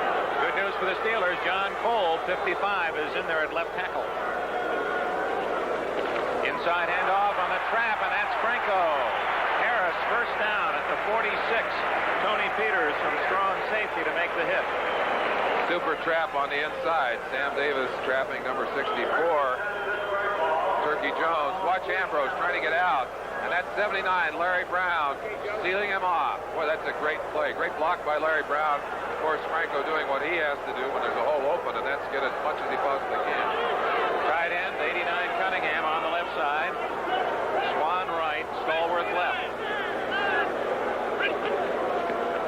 Harris. 50 and out of bounds at the Cleveland 45. Good gain by Harris. Mitchell ran him out of bounds. The offensive linemen have to do more than just block on the line of scrimmage. Occasionally, they've got to get out. Watch number 55, John Cove, get out and lead this sweep. Very unusual play for the tackle to lead.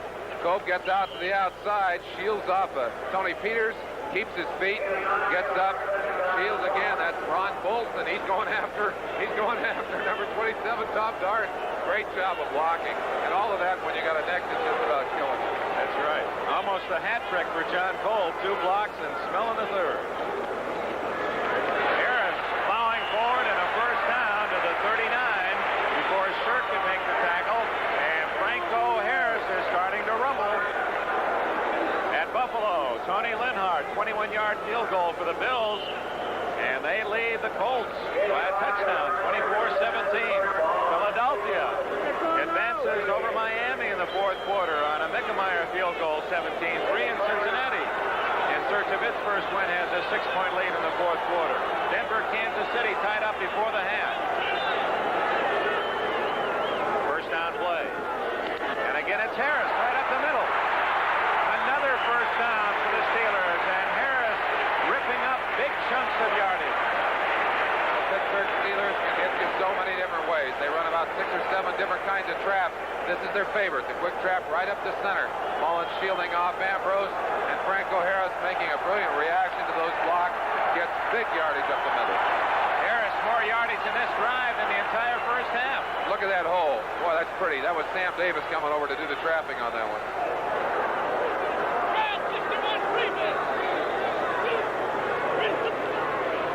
Harris again. Inside the 25, a gain of about 4. Charlie Hall made the stop, number 59. Earl Edwards on the assist. So Harris, a slow first half, but this has been a big drive for him, and he's moving toward that 100-yard game that is so familiar to his pattern. We're going to give you another look at that trap from the ground level where we get right down where the action is. Now watch the trap coming from the inside. That's Sam Davis, 67, coming over. Right here, he's going to trap 64, Turkey Jones. You see 79, Larry moving in, Barry Brown moving to the inside. And boy, they opened a hole between the two of them. Quick toss to Blyer, but Mitchell just as quick to get out there and drag him down. Mac Mitchell, number 70, 6'7 and a half from Houston. This Cleveland Brown front wall of Jones, Edwards, Shirk, and Mitchell, their average height is 6'6 and a quarter. Tallest line in football. That's taller than the University of Kentucky basketball team that won the NCAA championship. And he used all of that height and those long arms to get a hold of Rocky Blyer and pull him down for a loss. Very big play down there right now.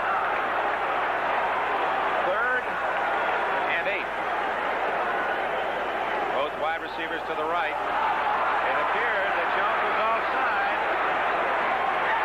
Doesn't matter. First down at the 14 to Swan. In heavy traffic, Tom London made the tackle. Was that Ron Bolton? In talking to the Cleveland Browns, of course, they knew that Swan was the favorite receiver and that's the guy they would like to go to. There's the call. Offside, of course, refused because of the big gain on the play. But even though they know who Bradshaw wants to go to on those big downs, pretty hard to stop a combination like that when the timing is so perfect and when Swan is just so elusive. Number 38, Sidney Thornton, ducking his head into the Pittsburgh huddle. He's 5'11", 230. Swan and Stallworth to the right with Stallworth in the slot. Thornton and Harris, the running backs. First down. Harris breaks 2 tackles, but down at the 16 as Clarence Scott comes up from the corner to make the stop. interesting. That's one of the things the Browns said they hoped they could do defensively, was force Franco Harris to run laterally to the line of scrimmage. They said if we can make him run laterally, we can stop him. And boy, I'll tell you, earlier in this drive, when he got up the field, they couldn't stop him. They got him to go laterally on that one, and they finally got him stopped.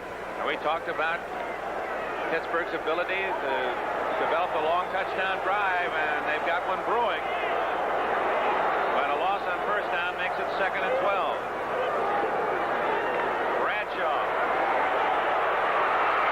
Right through the arms of the Cleveland defender, and then right down the basket of Cunningham, the tight end, number 89. It appeared to have interception written all over it. Let's let you look at it. Ground level. Terry Bradshaw, I'm sure, not very happy at the way he threw that pass. As Charlie Hall just misjudged it slightly. And I think Tom Darden had a shot at it, too. Cunningham, the third man, to have a chance at it. Boy, you wouldn't want it to be in that order. You'd like your guy to have a shot first. Rocky Blyer returns. Thornton in for that one play. Ball at the 16, 3rd and 12. Bradshaw leading the NFL in passing going into this game. Lots of time. Swan had finally worked his way open, but by that time Bradshaw didn't have time to patiently search him out. He had to get rid of it as the Browns were closing in on him. Swan, of course, one of the great receivers. You give him that much time, he's going to find an open spot. Now, when we return for the start of the 4th quarter, the Steelers will see if they go for the field goal. 9-3, Cleveland after 3. 4th quarter opens in Pittsburgh. Roy Gerela, whose three-pointer in the early minutes of the game, the only Pittsburgh scoring, will try to root home a 33-yard attempt.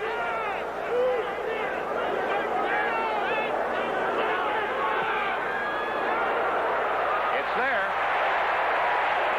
Now the first play of the 4th quarter, Roy Gerela makes it 3-2 Cleveland in field goals as the Browns have a 9-6 lead. Let's go back to a near touchdown pass, and again the timing. Bradshaw had to unload just a fraction before he wanted to, and just missed Swan on the last play of the 3rd quarter as Swan was breaking open and just out of his reach, only because Bradshaw didn't have time. If he had one more step, that's 6 points. There you see the man who's saying, all right, that's more like it, but we got to get more than just those 3-pointers. We need a 7-pointer. And I think Bradshaw pretty smart. Had he held that ball a fraction longer, he'd have been spared.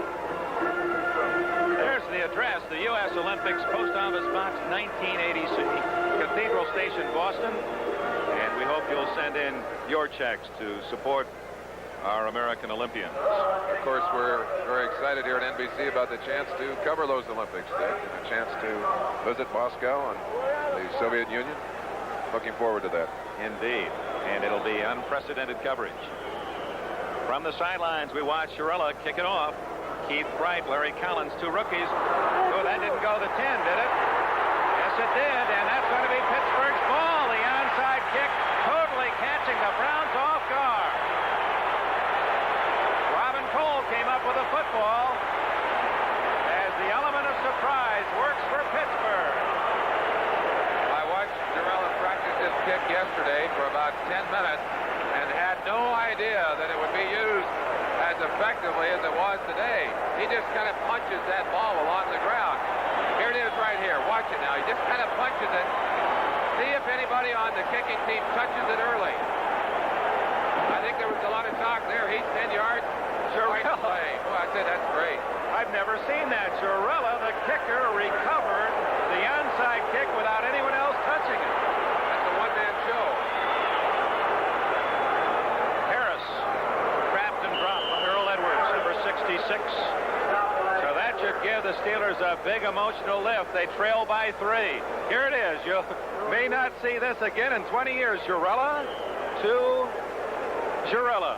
Get inside that 45, Roy.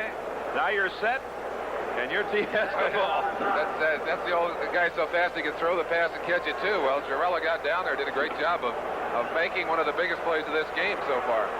Former baseball and soccer player in high school have paid off on that play. Bradshaw. Swan. Ooh, what a hit. 42-yard line. First down, Pittsburgh. And this crowd comes to life.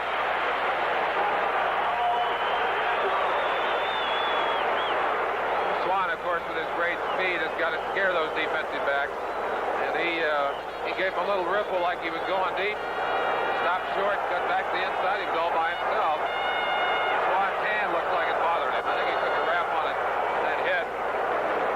Number 83, Theo Bell, has replaced him with 5 catches today. Swan has 19 for the year. He leads the Steelers. Harris straight ahead to the 38-yard line. Dick Ambrose, another tackle for Cleveland. He's played a fine game. Gerald Irons, assistant. A couple of very physical linebackers. This is a well-balanced defensive team for Cleveland, and they have played extremely fine football today. I think as much as anything, they are responsible for shutting down the very potent offense that the Steelers had showed earlier. Yeah, the Bengals have an 8-point lead. Yeah, safety. Bradshaw down the middle. Darden waiting in the weeds, and as Stallworth was about to latch onto that pass, that Darden ducking in and breaking it up, and may have injured Stallworth in the process. Aggressive move, Merlin. Very aggressive. And Darden, of course, one of the most aggressive safeties in the league.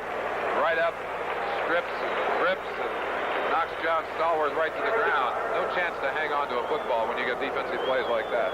Darden with 1 interception today and 4 for the year, leading the NFL.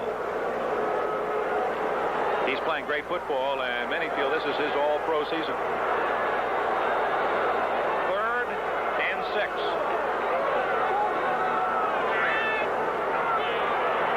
Bradshaw deep. Intercepted. Is that a touchdown? No. It touched the ground.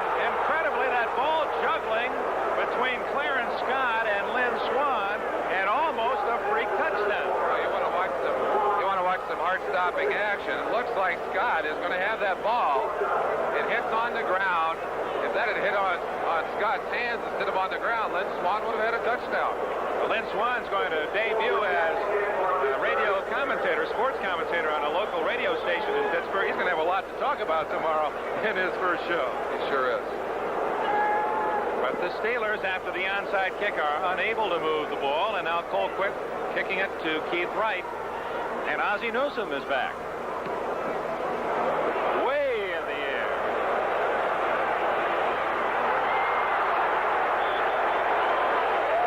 So Rudershan just let that ball hit him in the chest, then it was down at the 7-yard line. Now that's interesting. He played that one like a goalie. That's again Pittsburgh Steelers kicking to Pittsburgh Steelers. Great hang time that allowed Rudershan to get down there and bounce it out of bounds, or at least kill it dead. Cleveland's ball deep in their own end. Most interesting coverage on that punt. 1, can a man catch the ball when it's his team that has punted it? Rudershan couldn't. I've asked the question myself of the officials, and apparently it's not illegal if there's not a member of the receiving team anywhere near the ball. In other words, you can't take the opportunity away from them. If they're not there, the answer is yes. Now, Rudershan, although he let the ball bounce off his chest, could have caught it, and then it would have been at the 1-yard line. The Browns have a little better position at the 7. Sipe, great fake. He's in trouble. Complete at the 15 to Logan. Dave Logan from Colorado, where he was drafted by 3 different pro teams in 3 different sports. The Reds liked him in baseball, Kansas City Kings in the NBA, and of course the Browns in the NFL. Sipe showing us a lot of cool standing back in there, Dick. He had pressure, although it was late pressure, scampered a little bit, finally spotted the open receiver, and did what he's done all day. Got him the football. 2nd down and 2 on a gamble throw, deep in your own end, leading 9-6.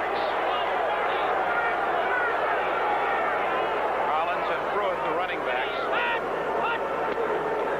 And that's Larry Collins. And a flag is down in the backfield as Collins ducks out of bounds at the 21 with a first down, but let's see if there's a penalty against Pittsburgh. Or against Cleveland. It's a hold against the Browns. It looks like they may have called one of the backside linemen for holding on Joe Green. Give the official a chance to mark it off, but again, I referred to that earlier, the fact that these Pittsburgh linemen had complained violently over the past couple of years at the way they were being held by the Cleveland Browns take a look at Joe Green here. That's 79 coming in to Jerry Sullivan coming in on the back of his legs. Now maybe they're calling it on Tom DeLeon on the outside. I don't know. Green, 32 years old today. This is Joe's birthday. It's that much of a present he just received. Good move by Pruitt to get back to the 16-yard line. And again, Sipe throwing out of his own end zone. Sam Retigliano indicating that he'll roll the dice. Boy, he's not afraid to take him out anywhere. Interesting call there. Let's look on the inside of Joe Green. Again, playing that familiar spot in the gap, trying to shoot up through the inside. Sullivan doing a good job of getting the hands out on him, which is legal now, holding him off to the inside. Not much of an effective rush. And again, credit the offensive line of Cleveland with giving him time to play. And Big Joe doing the other thing he does very well. Great pursuit and on the tackle. That was the very first move Chuck Noll made when he became the head coach here at Pittsburgh, was to draft Joe Green. He showed good wisdom from the very start. Reverse to Newsom. He's got running room. First down at the 31. Great ball handling by Sipe, and they completely fooled the Pittsburgh defense on short yardage. Sipe is showing us the courage of a real gambler here. Makes the toss outside. Newsom coming back, and as we said earlier, Newsom has the speed of an outside receiver, along with a great build to go with it. Scampers up the field. He's getting a great block by Jackson, 68, 73, Doug Deacon coming inside, and they were lucky to bring him down after a very healthy game. 15 yards, and Newsom has 25 yards and 2 end arounds. We're in the fourth quarter, 10 minutes remaining. The toss is to Pruitt. Draws a bunch of those black and gold bumblebees on defense for Pittsburgh. Blood and Banaszak. One of the differences in this Pittsburgh team that is apparent to us is that they aren't making the turnovers that were so common for them in the past. They have not dominated on defense as they once did. In fact, you notice the length of those drives, Dick. One of the reasons they had to be so long was because of the fact that they aren't getting the turnovers in opponents' territory. First final of the day. Philadelphia upsets Miami 17-3. We'll have all the scores and highlights following this action on NFL Report. Sipe over the middle, and Newsom with a catch at the 46-yard line.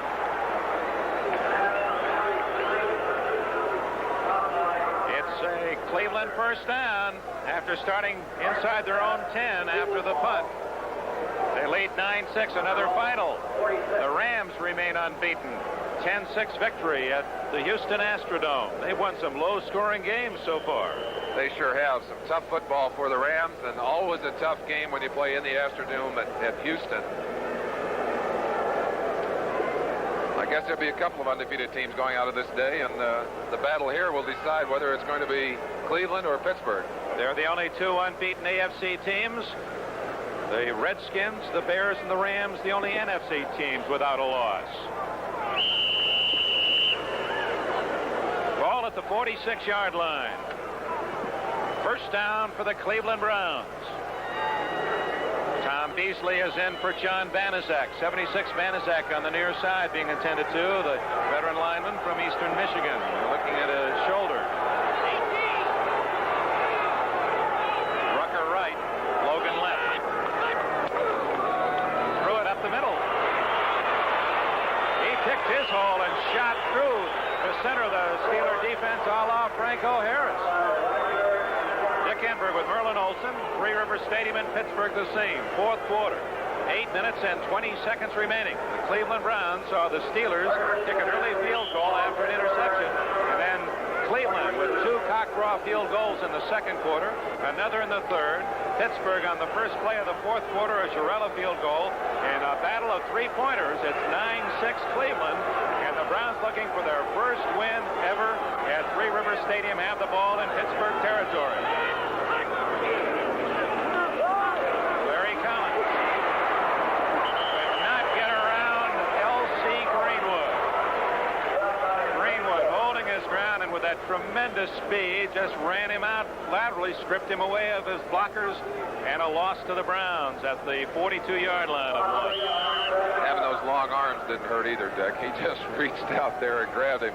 I think the thing that is most impressive to us in watching this game is the fact that you'd have picked Pittsburgh to have the long drives in this game. It's Cleveland that has driven the football. You'd have thought that maybe the Pittsburgh defense would dominate. It's Cleveland's defense that's been most impressive today. And Sipes, the man calling the shots. A great game. He's going long. Oh, an excellent try by Reggie Rucker. Went right through the fingertips. A very tough chance for Rucker, who set this 1978 goal personally for 70 catches. If he does that, he'll break a long-standing Cleveland mark. Max Speedy caught 62 back in 1952. And Sipe getting the ball deep. One of the raps against Sipe in the past was he couldn't get the ball deep. But he's finally learned how to throw his kind of passes. The looping deep ones, as he did there, threw it perfectly. And although Ron Johnson was covering very closely, they almost had an interception on the play. Three-man defensive line for the Steelers. Extra linebacker Winston is in. 3rd and 11.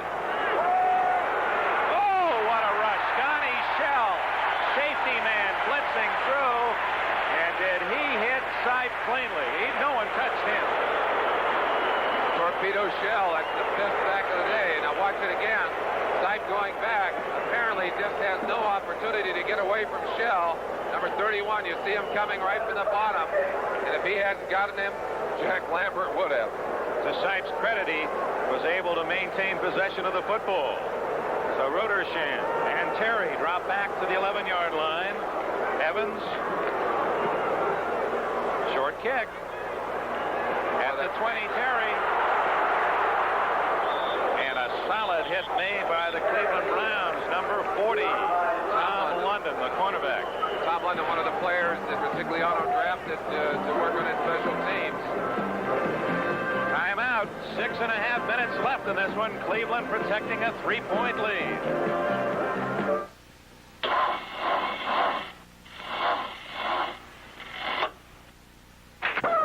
Here it's 9-6. Cleveland leading Pittsburgh.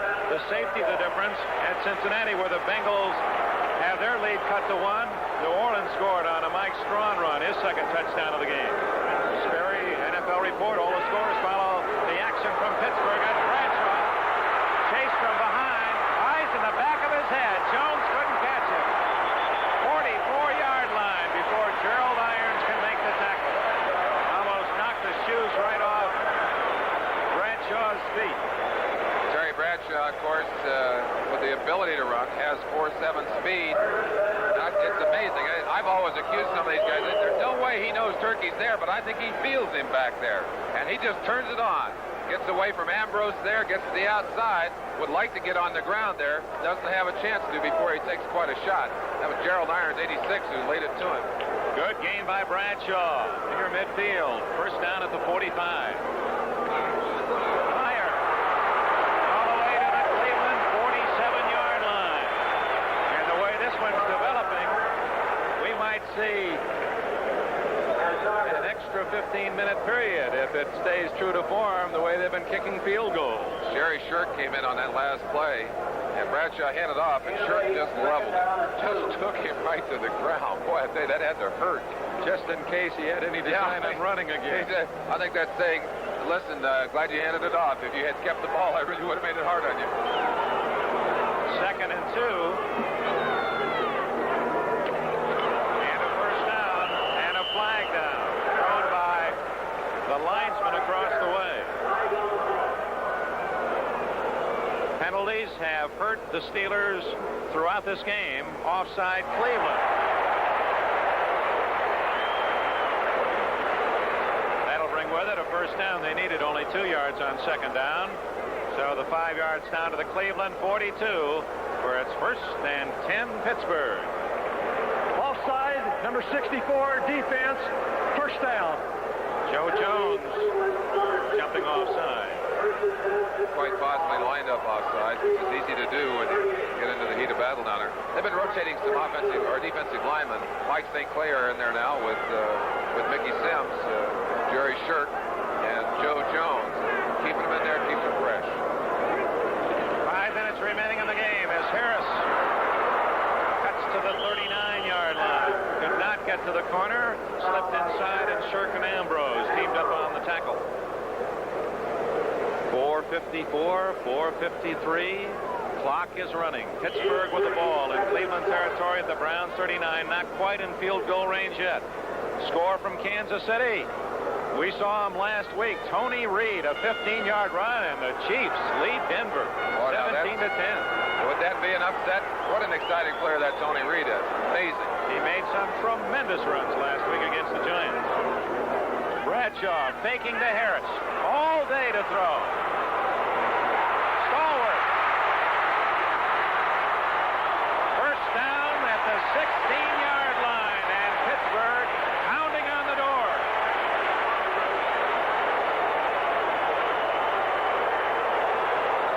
Another look at it. Again, all kinds of time to throw, and Stallworth just rips into that little open territory. Lynn Swann deep and pull him back. Tom Dart doesn't have much of a chance as Bolt finally comes over and puts the stopper on it. Here's another look at Bradshaw. You see how much room he has to throw that football. You cannot give Terry Bradshaw that kind of room. Otherwise, he's going to find those open receivers. First down at the Cleveland 16. The Browns 9. The Steelers 6. 3:38 left. Franco Harris trapped and dropped for a loss at the 20-yard line. The man who made the play defensively was number 70, Mac Mitchell. He forced Harris much wider and deeper than he wanted to go, and then Gerald Irons came up to make the tackle. Give you a ground look. Number 70, Mitchell, getting quick to the outside, reading the play. Gove is supposed to bump him a little bit if he gets in trouble. Mitchell does not make the play, but he forces Franco deep, as you said, Dick. By the time Franco can recover too many white shirts, he takes the loss. Back to the 19-yard line, 2nd and 13. Browns losing their pass defense. Audible by Bradshaw. Good protection. No catch. Bolton hit Blyer, and the Steelers are arguing that Blyer was forced out of bounds. Had he been able to come down normally, he would have been in bounds. Very upset. Chuck Noll not very happy about that call either. Can't blame him. Tough call against him at that point in the game. The official is ruling here on this play that even if there was no contact, Blyer would not have gotten both feet down. What do you think? Let's let him look at it at home. Blyer catches it very close to the sideline. I think he might have been able to come down inside. I do too, Merlin. Let's give you another look at it. Looks to me like he's well inside. The defender drives him to the sideline. Well, we've called some good ones for the officials. We'll question him on one. 3rd and 13 play. And it's broken up by Clarence Scott, number 22. Steeler fans thought he might have interfered, but they could have been guilty looking at that one with their hearts. So Chuck Noll sending in the field goal unit, frustrated on this drive. Here it is as Lynn Swann is trying to break away from Clarence Scott, and Scott is up around him. I don't know whether he made contact with him before the hit. Swann thought he did. I'm sure that Clarence Scott said, no way, I was right on the money. Roy Chiarella, who was 0 for 4 going into this game, has 2 field goals in 3 attempts. This one would tie it. It's a 36-yard attempt.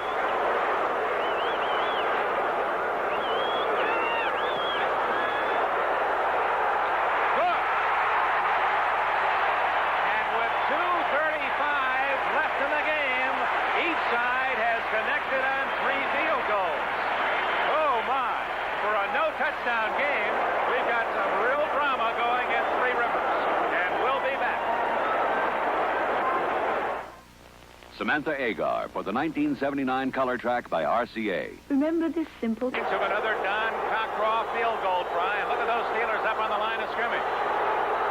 8 men on the line of scrimmage. Too much time. Ooh, I don't believe that's a play. That was a delay of game. No, it's a delay of game. 2:09. It's not the 2-minute warning. But the Steeler defense, they're trying to lift a sluggish offense with their spirited play. There's a little emotion pumping out there right now, Dick.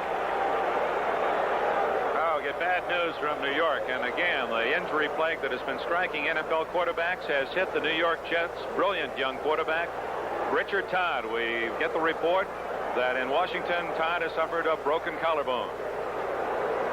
Well, it's all just mouse. Offense. It's not delay of game, but a false start. The Steelers taking the penalty. Well, they had no choice there. The play was blown dead with the false start. 2nd and 15 at the 33 of Cleveland. Dennis Winston is in for Joe Green, an extra linebacker for the Steelers. And it looks like they may be coming. Nope, fake the blitz. Through a lot of traffic. Oh, Sipe forcing that pass through 4 defenders, trying to find Ozzie Newsome. Again, trying to go to a money receiver, the young Ozzie Newsome. But Sipe not able to get the ball on target, and there were just too many Steelers there to make anybody happy except the Pittsburgh Steelers. Crowd chanting defense, defense, and that's what they're getting from their Pittsburgh players. Tony Dungy, number 21, the 5th defensive back, is in. Dungy has led this Pittsburgh team in interceptions. Has played very little, but has been a surprisingly successful interceptor. This will be the last play before the 2-minute warning. 3rd and 15. Open is Rucker. Fumble, and Pittsburgh has the ball. Jack Lambert recovers at the Steeler 43. Check that. No, it's Robin Cole who came up with the football. And they're saying he didn't have it long enough. The official who had called it a fumble is being overruled. And you see the official saying, no, he did not have possession long enough. Here again, a controversial call. A second look. The call must be made. How long did he have it in his hand? I think he's probably right. Looked like it just barely had gained control of that ball when it was batted away. Of course, the Steelers very happy about it, but looking at it, pretty good call. They're going to get the ball anyway because Cleveland's punting unit is on the field at the 2-minute warning. 1:55 left. Here in Pittsburgh, it's a 9-9 tie. You are looking at a magic means of transportation. New Dodge Magnum XE. A splendid combination of touring car and luxury car. Consider Magnum XE's exciting update of the classic cord-type grille. Inside, a place of sophisticated instrumentation, electronic wizardry, snug, crafted, comfortable. See the new Dodge Magnum XE, a magic means of transportation. 1923.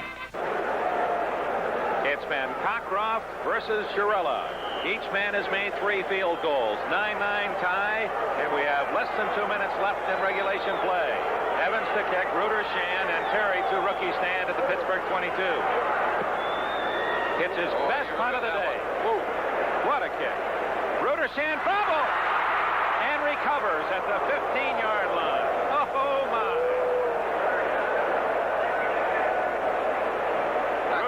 Great second reaction to recover his own fumble. The rookie from Pittsburgh grew up here in the Steel City and now playing his pro ball here in Three Rivers. We welcome those of you who are watching the Jet-Washington game. Get a final score on that one for those of us who do not know here in Pittsburgh, where it's 9-9. Dick Enberg with Merlin Olsen. All field goals. Cleveland saw Pittsburgh get the first one. Cleveland led 6-3 at the half, 9-3 after 3.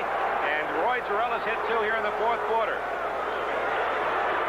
Franco Harris gets 3. Head into the arms of Earl Edwards, number 66. Fine job by the defense of stringing it out, forcing Franco to run parallel to the line of scrimmage. And then when he had to come back inside, they had great pursuit and were able to tackle him for a short gain. 1:20 left in regulation play. Bradshaw going to the air. Lots of time. Going to be intercepted. Tom Darden has his second interception of the game down at the 44, and it's Cleveland's chance to cheer. Tom Darden has made a couple of great plays for the Browns today, and certainly that was one of the biggest of the day. a poor pass, and Terry doesn't usually throw that many poor passes. At least hasn't done in the early going this year.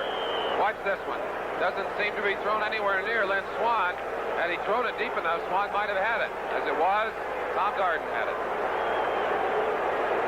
Darden's second interception. He has 5 for the season to lead the NFL. Now Cleveland try to get in field goal range for Don Cockcroft. 1:09 left. Cleveland has all 3 timeouts left. Mike Pruitt for the injured Greg Pruitt. No gain. Pruitt, number 43 from Purdue, held in check most of this day by the Pittsburgh tough defense against the run. Dwight White led that charge. Sam Rutigliano's Browns have been one of the surprises of this new NFL year. 48 seconds left. Cockcroft, the most accurate active field goal kicker in the NFL, anticipating a possible game-winning chance. Ozzie Newsome out of bounds at the 36 of Pittsburgh. Still probably outside Cockcroft's range. 37 seconds left. Interesting to watch the Browns working down that clock. Plenty of time yet to get inside the range of Cockcroft, and I can't think of anyone, Dick, that I would rather have kicking a field goal under a pressure situation than Don Cockcroft. Veteran from Adams State, who is second in Cleveland history to the immortal Lou Groza. In fact, he joined Cleveland in '67. Groza was still on the team. 37 seconds left. Third and about 2.5. Oh, my. Pruitt dragged down by Jack Lambert, the All-Pro.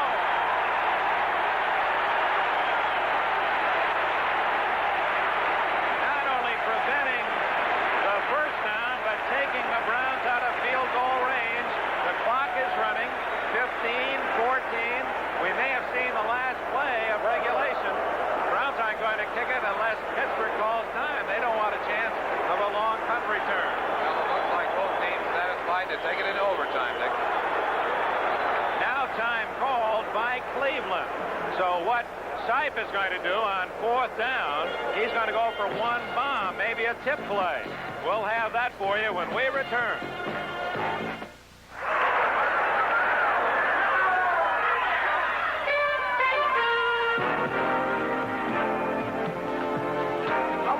For me. New Schlitz Light. There's a new taste in Schlitz Light. The taste of natural ingredients brewed into a Pilsner beer. New Schlitz Light. Still less filling with a taste that's bigger than light. Gentlemen, here's the fast horses. Schlitz Light and those who love them. Schlitz Light. Natural Pilsner beer. When you want it cut out quick, our brand's the one to pick. You can trust AC. Thanks, AC. Spark Plugs by AC. We help you pick up speed when speed is what you need. You can trust AC. Thanks, AC. Spark Plugs by AC. So when you want to go, we're the name to know. You can trust AC. Thanks, AC. Spark Plugs by AC. Thanks, AC. 2 seconds left. A battle of field goals even. Ryan Sipe out of field goal range. We'll look at a Pittsburgh defense who will get many defenders back toward the Steeler goal line. With the new tip rule, we might see a little volleyball attempt at a touchdown on the last play of regulation.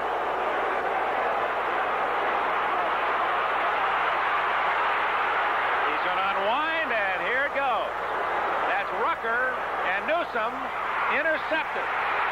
Tony Dungy, the 20, the 30, now he's got running room. 50, finally tackled at the 37-yard line. What an exciting finish of regulation play. Tony Dungy, a specialist in the prevent defense, has his 3rd interception. Took it from the end zone all the way to the Cleveland 37 as the gun sounds, and we're now in a 15-minute overtime. Cleveland has already won once 2 weeks ago. They beat Cincinnati 13-10 in overtime, and a Cockcroft field goal in overtime last year beat New England. Pittsburgh has been in only one overtime game ever, and that one ended in a tie, 35 in 1974 against Denver. will have the toss of the coin. Now, in this case, would you like to have the ball first or not? You bet. I want that ball right now. And, of course, the first chance to get it, to move down the field, if you're confident in your offense, you take it either way. Pittsburgh is confident that they've got a good offense, a good defense. They'll take it either way. Of course, on the other side of the line, the Browns have played better than Pittsburgh has today. I don't think the toss with these two teams is that critical. Now, Green, Lambert, Davis, the tri-captains for the Steelers, Cockcroft, Irons, and Cleo Miller out there for Cleveland. Now, Reggie Rucker, 33.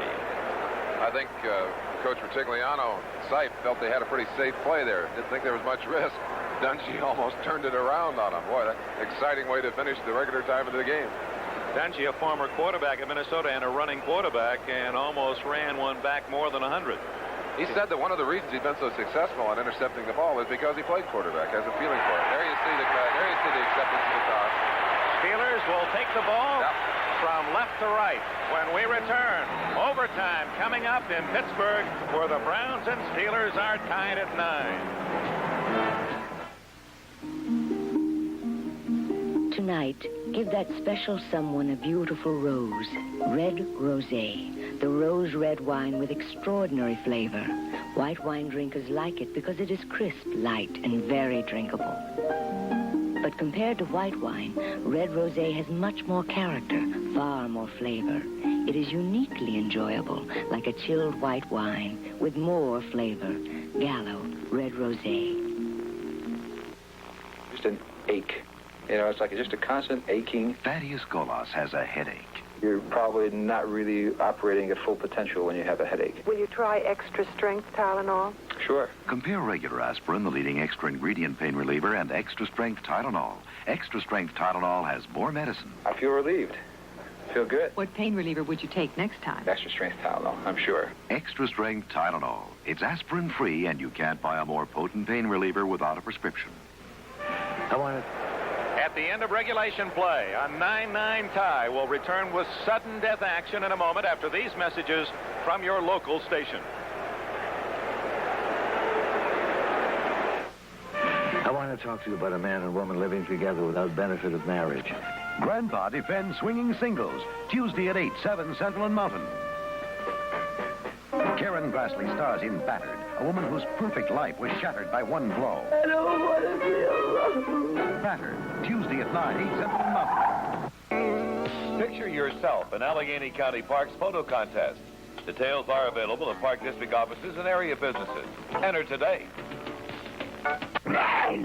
Your Lincoln Mercury dealer announces Operation Tomcat. our Top Cat clearance of 78 Mercury Monarchs and Zephyrs is on. We're clearing out the 78s to make room for the 79s. Now's a great time to get into a 78 Monarch because we're ready to sell.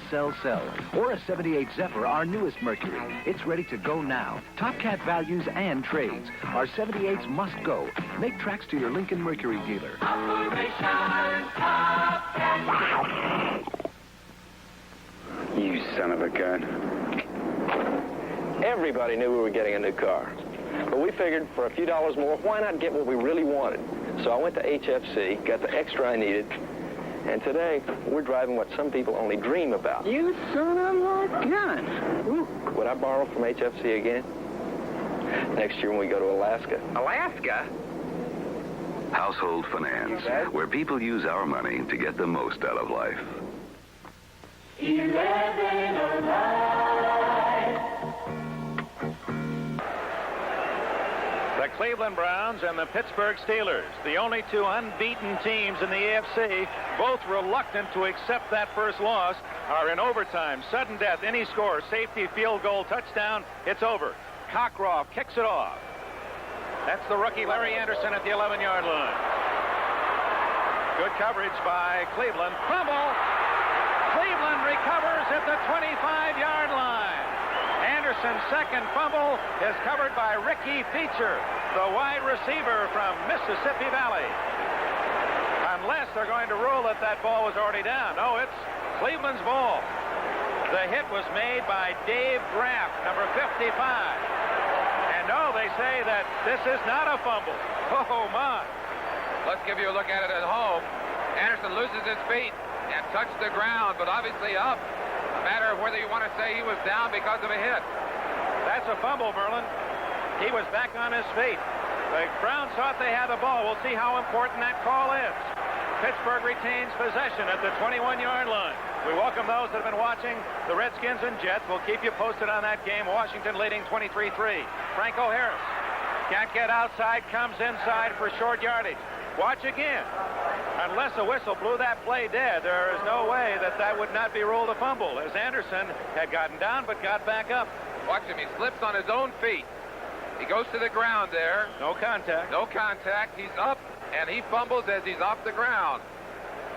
Very tough. Boy, I tell you, if I'm a Cleveland Brown fan, I got to be upset. Of course, the officials can't see it in slow motion. That happened much quicker down on the field. 2nd down and 7. Bradshaw being chased by Edwards. Has a man open. Stallworth, first down at the Cleveland 40-yard line. Make that the Pittsburgh 40. Coach Retigliano told us early, he said we've got to keep Bradshaw in the pocket. He does the most damage when he runs out of there. Looks like he planned to get out of there. Getting great pressure from Turkey Jones. Comes over to this side and does what I think is the toughest thing for a quarterback to do. Throws to his left when he's running left. And boy, he puts it right on the money. Stallworth catches it inbounds, pays the price as he's knocked out of bounds. First down, Pittsburgh at the 40. It appeared that Cockcroft and the Browns were in easy field goal range on the fumble. No fumble, and now it's Pittsburgh driving. Blyer gets 4, maybe 5. Former Notre Dame star, 16th round draft pick of Frank Merriwell's story. And his story is going to be in your motion picture house sometime early next year, as they will do his book, Fighting Back, into a motion picture. And it's a story almost hard to believe. Almost too good to be true. But what he is as a player and an athlete, almost too good to be true. He's one great human being too, Dick. 2nd down and 5. Blyer and Harris split behind Bradshaw. Blyer finds a hole and close to a first down at midfield. For Edwards and Hall can collaborate on the stop. We're in the 15-minute sudden death. 13:20 left. Cleveland and Pittsburgh tied at 9. Pittsburgh with a kickoff to start the overtime period. An apparent fumble ruled no fumble. Pittsburgh maintained possession. Randy Grossman, number 84 in the ball game for the Steelers at tight end. They've gone to short yardage offense with just a little over a yard to go on this one.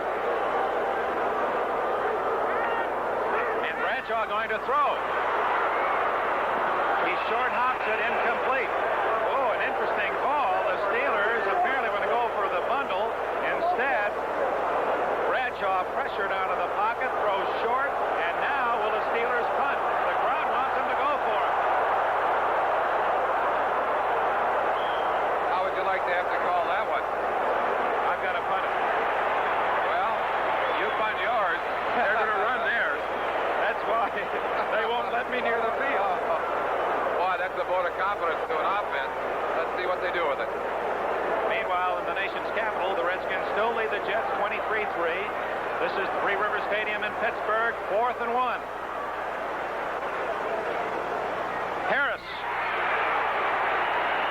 I believe that second effort, he lunged forward for the first down.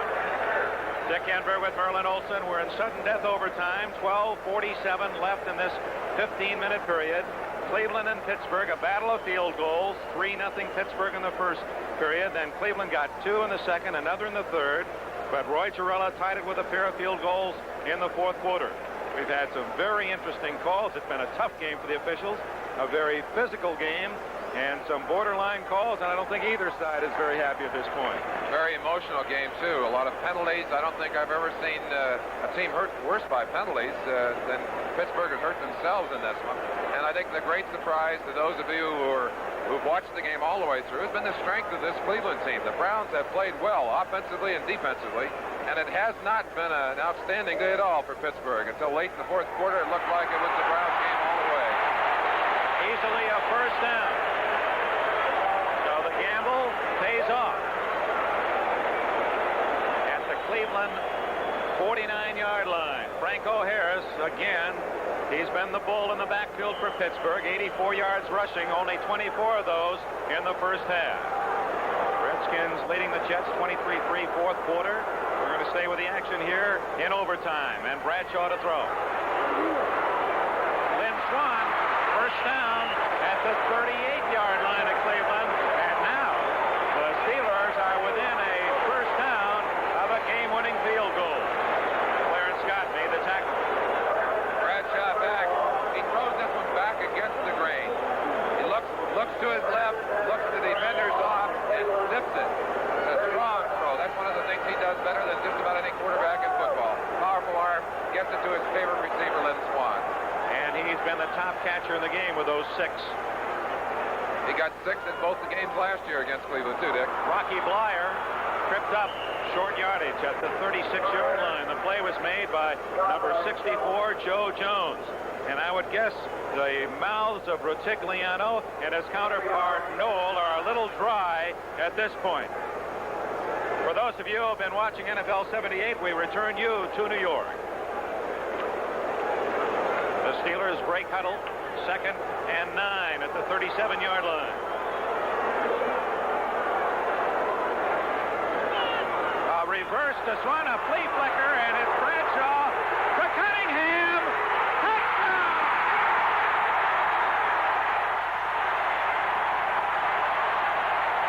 And they're shaking Three Rivers Stadium right off its foundation. The old flea flicker, and Bradshaw hits his 6'5" tight end Cunningham. The Steelers win 15-9.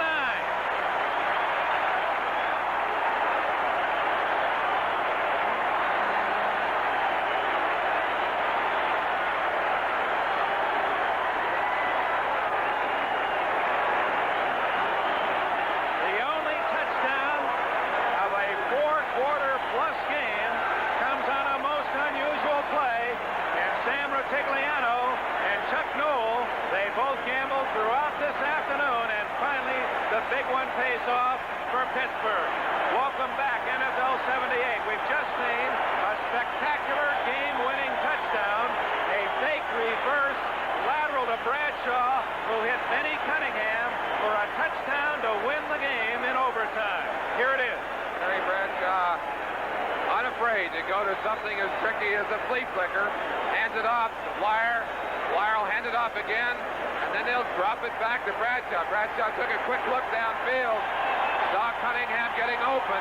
Cunningham just showing his great speed downfield, and Bradshaw, the strength of his arm. That ball had to be 60 yards in the air, Dick, and right on the money. Had it not been there, they may have knocked it away. But what a way to win a game. What a way to end it all.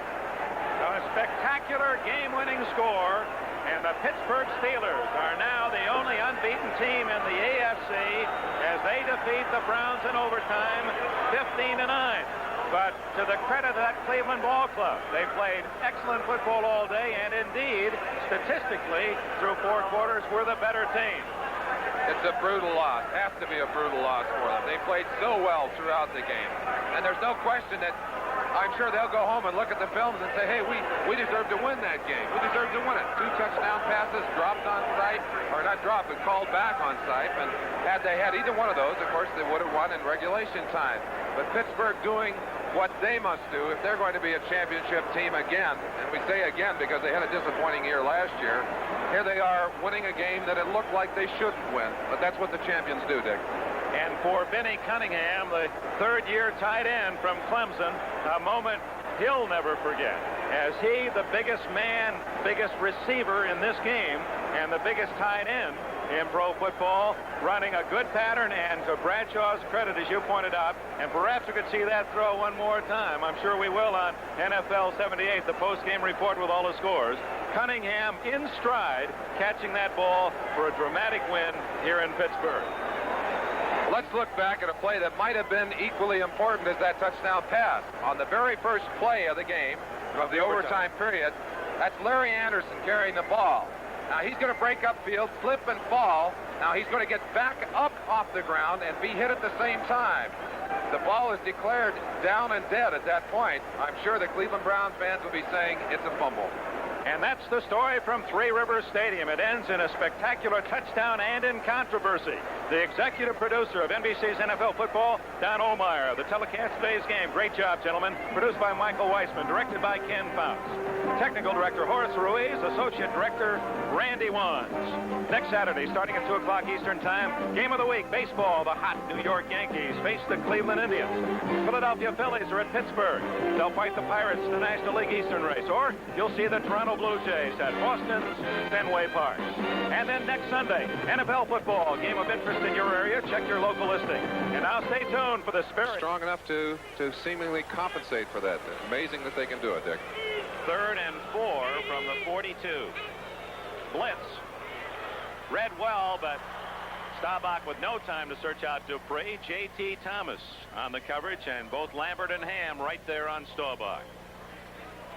One of the things that the Steelers did effectively against the Cowboys in the Super Bowl was the 3rd down blitz, and you saw an example of it there. You just can't give Staubach time to throw the ball or he'll eat you alive. Lynn Swan waiting his turn on the sidelines. He moved very well in the warm-ups, so we suspect that the great star from the University of Southern California, the catches he makes, that one in the Super Bowl last January, just a ballet move. We're going to see that at halftime, by the way. Danny White with a terrific catch. Was saying Baltimore tipped the ball from one man to the other, and we said the play should never have gone. But there is no double touch rule anymore in the National Football League. It doesn't make any difference who touches it. It can be tipped 45 times. It is still anybody's football, and the reception can be made. Andy? That's right, Sam. We absolutely blew it, but I'll tell you, I didn't forget about it. I just didn't do my homework. I didn't know about that rule. Well, that makes 2 of us. So sorry, Mr. Heberling, wherever you are. The Atlanta Falcons will receive. There you see Roy Gerela prepared to put the ball in the kicking tee and kick it away. Gerela and the rookie Tom Jurek will split the place-kicking duties in this football game.